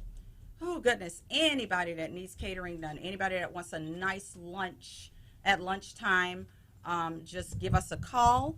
And we not only do the burger bar, which we come to your place. We do have delivery, by the way. We do deliver ourselves, or you can have third-party delivery as well through Easy Catering. But just go to the website and click on catering, and we'd be happy to help out. We have burger bar where it's a self-service with the buns and the protein and condiments and cheese, everything that you would get on a burger inside of the restaurant. We can set it up for you where you could just take it and make it yourself. Or we do have something new that we just started a few months ago, and that is the lunch bag, which we will make the burger in-house. Yes. We will put it inside of the cart. We can put the vegetables and the protein and the cheese, whatever you want on it. We take the condiments and put it in the bag on the side. And we also now have chips that we serve, and we make that in-house. They're all hand-cut and fried, ready to order. The same chips that were in the campfire burger That's last month? right. That's All right. We do same have those style, now. not same chips. Same style. Same yes. style. Same style. And we do have them, and they're seasoned with our Mooyah seasoning, and they come out absolutely fantastic. And that's been very popular All right. with our catering. If I can endorse for just a second, the burger bar, if you want to, if you're if you got meetings coming up and you want to make sure your employees feel like they're being spoiled, the burger bar is the way to go, because you step it up and you're dressing it yourself. Yes, That's but right. there's showmanship to it. There is. Yes, there's no other way for me to say that. There's a level of presentation there that I wouldn't expect if I'm saying, hey, let's bring in some burgers. This is next level in that regard. We got less than a minute to go. Mm-hmm. Tell folks about the app if you could. All right, so yeah, we have a Mooyah app. It's the most useful app on the planet. Forget the calculator app. It actually provides a lot of good rewards every single day whenever you come to Mooyah. I mean, as soon as you pay for a burger, you already have points in your account. It's very easy, very seamless. You just have to scan your receipt. Every once in a while, you're going to get a notification where they're like, you know what, we got free stuff for you. Come through. You know, every week, there's always a new promotion, and especially this new one coming up. We got tons of new stuff coming out, tons of opportunities to try new food.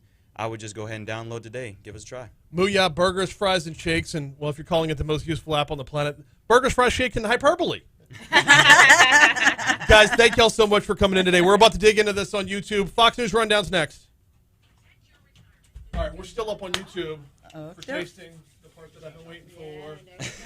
All right, I want to try something new. All right, I want to. No. Vegan burger. He said, "Oh God, no." I will eventually. I want to make sure we get shares. So,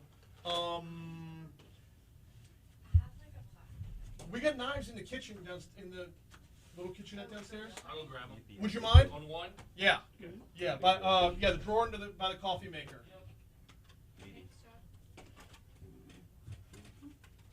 Y'all did a great job. Just at the very end over there. Oh, I just moved down. That's why it's awesome. Big deal. Yes, very, very good job. That was entertaining from start to finish. Cool. Did great. Did I? Oh, of course. I'm over here sweating. I'm gonna wait. I'm still nervous a little bit. Look at all this. He was so nervous, and he did a great job. Good job. Yeah, you were like super natural. It's awesome. I always wanted to start a podcast, so that's why. Oh, nice. I just kind of channeled that energy. Hey, you should try it. I'm so proud. He did great. He was did like, fantastic. He did really good. Yes, and so He cool, was like so the nervous. and like to lean in, like, hey, right? Yeah. I can make it about something. Your husband said we sound great. Oh, good. See that get any burger for $5? That's it.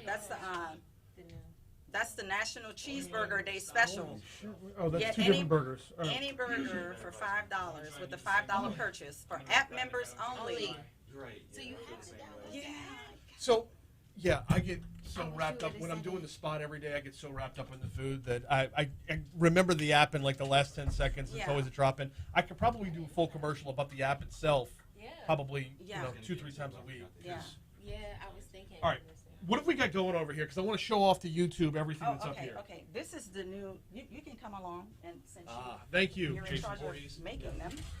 Oh, he comes in like this. This is the Diablo burger right here. And the big deal, That's- I think, is on the end, right? All right. So I'm gonna walk these over one at a time and just show them off right up in front of the camera. That's the A1. That's the A1. Go around, Jake. That's the vegan. Nobody wants the vegan burger. Replace this just a little bit. So we can see. Da, da, da.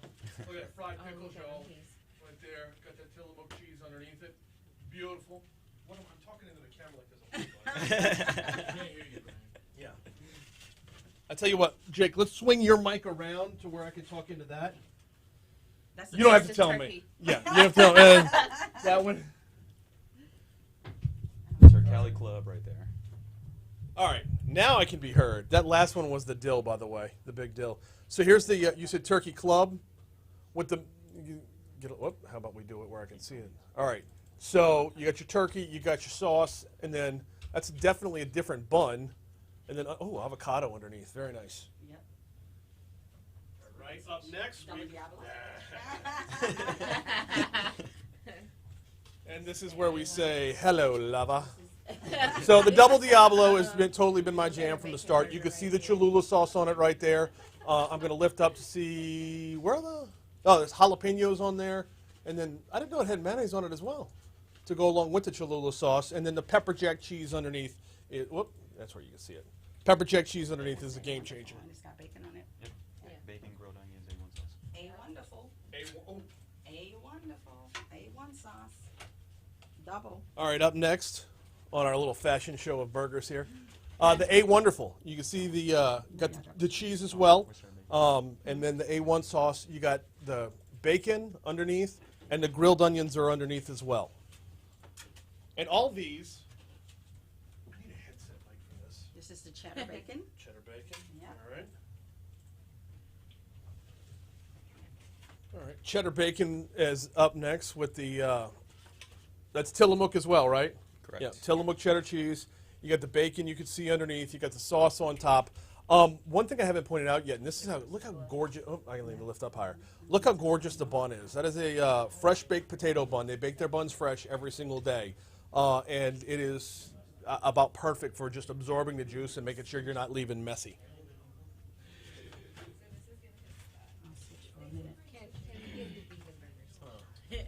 All right.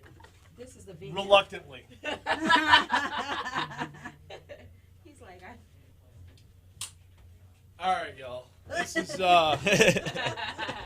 with my apologies to the Louisiana Beef Industry Council. Avocado on there. All right, Yeah. let's get this pushed back where we can see what's in there.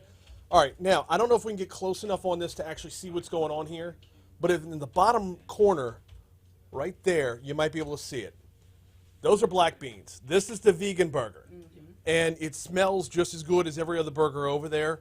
You see the onions on it. They have avocado underneath the bun as well. Of course, dressed to your liking as well. But so many people are moving in this direction, if for no other reason, just to change up the game a little bit. Maybe adopt some, if it's possible, too much beef. But the vegan burger is on the menu for you, and it actually looks and smells fantastic. It's actually really good. Mooyah double cheeseburger. The Mooyah this, okay. Yep, The Mooyah double MDC? cheese. Yeah. You know what's on the menu? All right. Oh, that was barbecue sauce on that vegan burger. Oh yeah, I'm telling you, man. Oh, snap. I'm telling Yeah. you. It's something else. All right, I'm gonna try it. So there we got the Mooyah double cheeseburger, just a classic double cheeseburger. Lettuce. I don't know if I can get all the way to the bottom here without. I don't want to touch something that somebody else is going to eat. But lettuce, tomato on the bottom. I'm seeing mayonnaise on there as well. And is there a sauce on the top too? It's lettuce, tomatoes, and Mooyah sauce. Lettuce, tomato, Mooyah sauce. That's the classic MDC on the menu, the Mooyah double cheeseburger. And of course, if none of these are to your liking, like Elena, you can build your own. And I mean, just we all get specific tastes. So I'm gonna swing around to the side and dig in on at least one. Okay. We have We milkshake. had some milkshakes too. Yeah. And I didn't talk about Oh, hey, let me do this so we can take a picture. You can take the picture unless it's missile. Do what? I said I'll take the picture. I can send it. Yeah, go ahead. Beautiful. Is that the pecan shake? Yeah. Mm-hmm. Beautiful. It's just today. This is your free day today. No, Excuse so me? Today's like free I made a day. mistake. I started doing my weigh-ins over with because I'm the only one dumb enough to have a deal with a beef industry council, with a burger joint, and with a weight loss program. So yeah, I know. Yeah. Fortunately, it's I know. It's like the yin and the yang, Messed up was having your weigh-in on Friday morning. and that's where I messed up. Yeah. That was it was Yeah, here. and we He have knew. a lot he- of people come oh. in though. We have a lot of people that's watching their weight, dieting, and they come in for the iceberg. The ice burger, And yes. anything that you see here, Uh-huh. you can make it. You could just switch out the bread for the lettuce. For the iceberg lettuce. Yep. Yeah, there's no. I mean, it's listed as an iceberger on the menu, but That's really it applies to everything across That's the board. right. That's So- right. All right, what am I diving into first? Let me try one first. You know what? Just going in. Yes. I'm gonna do it. There we go. Yes. Coming to the dark side. Yeah. I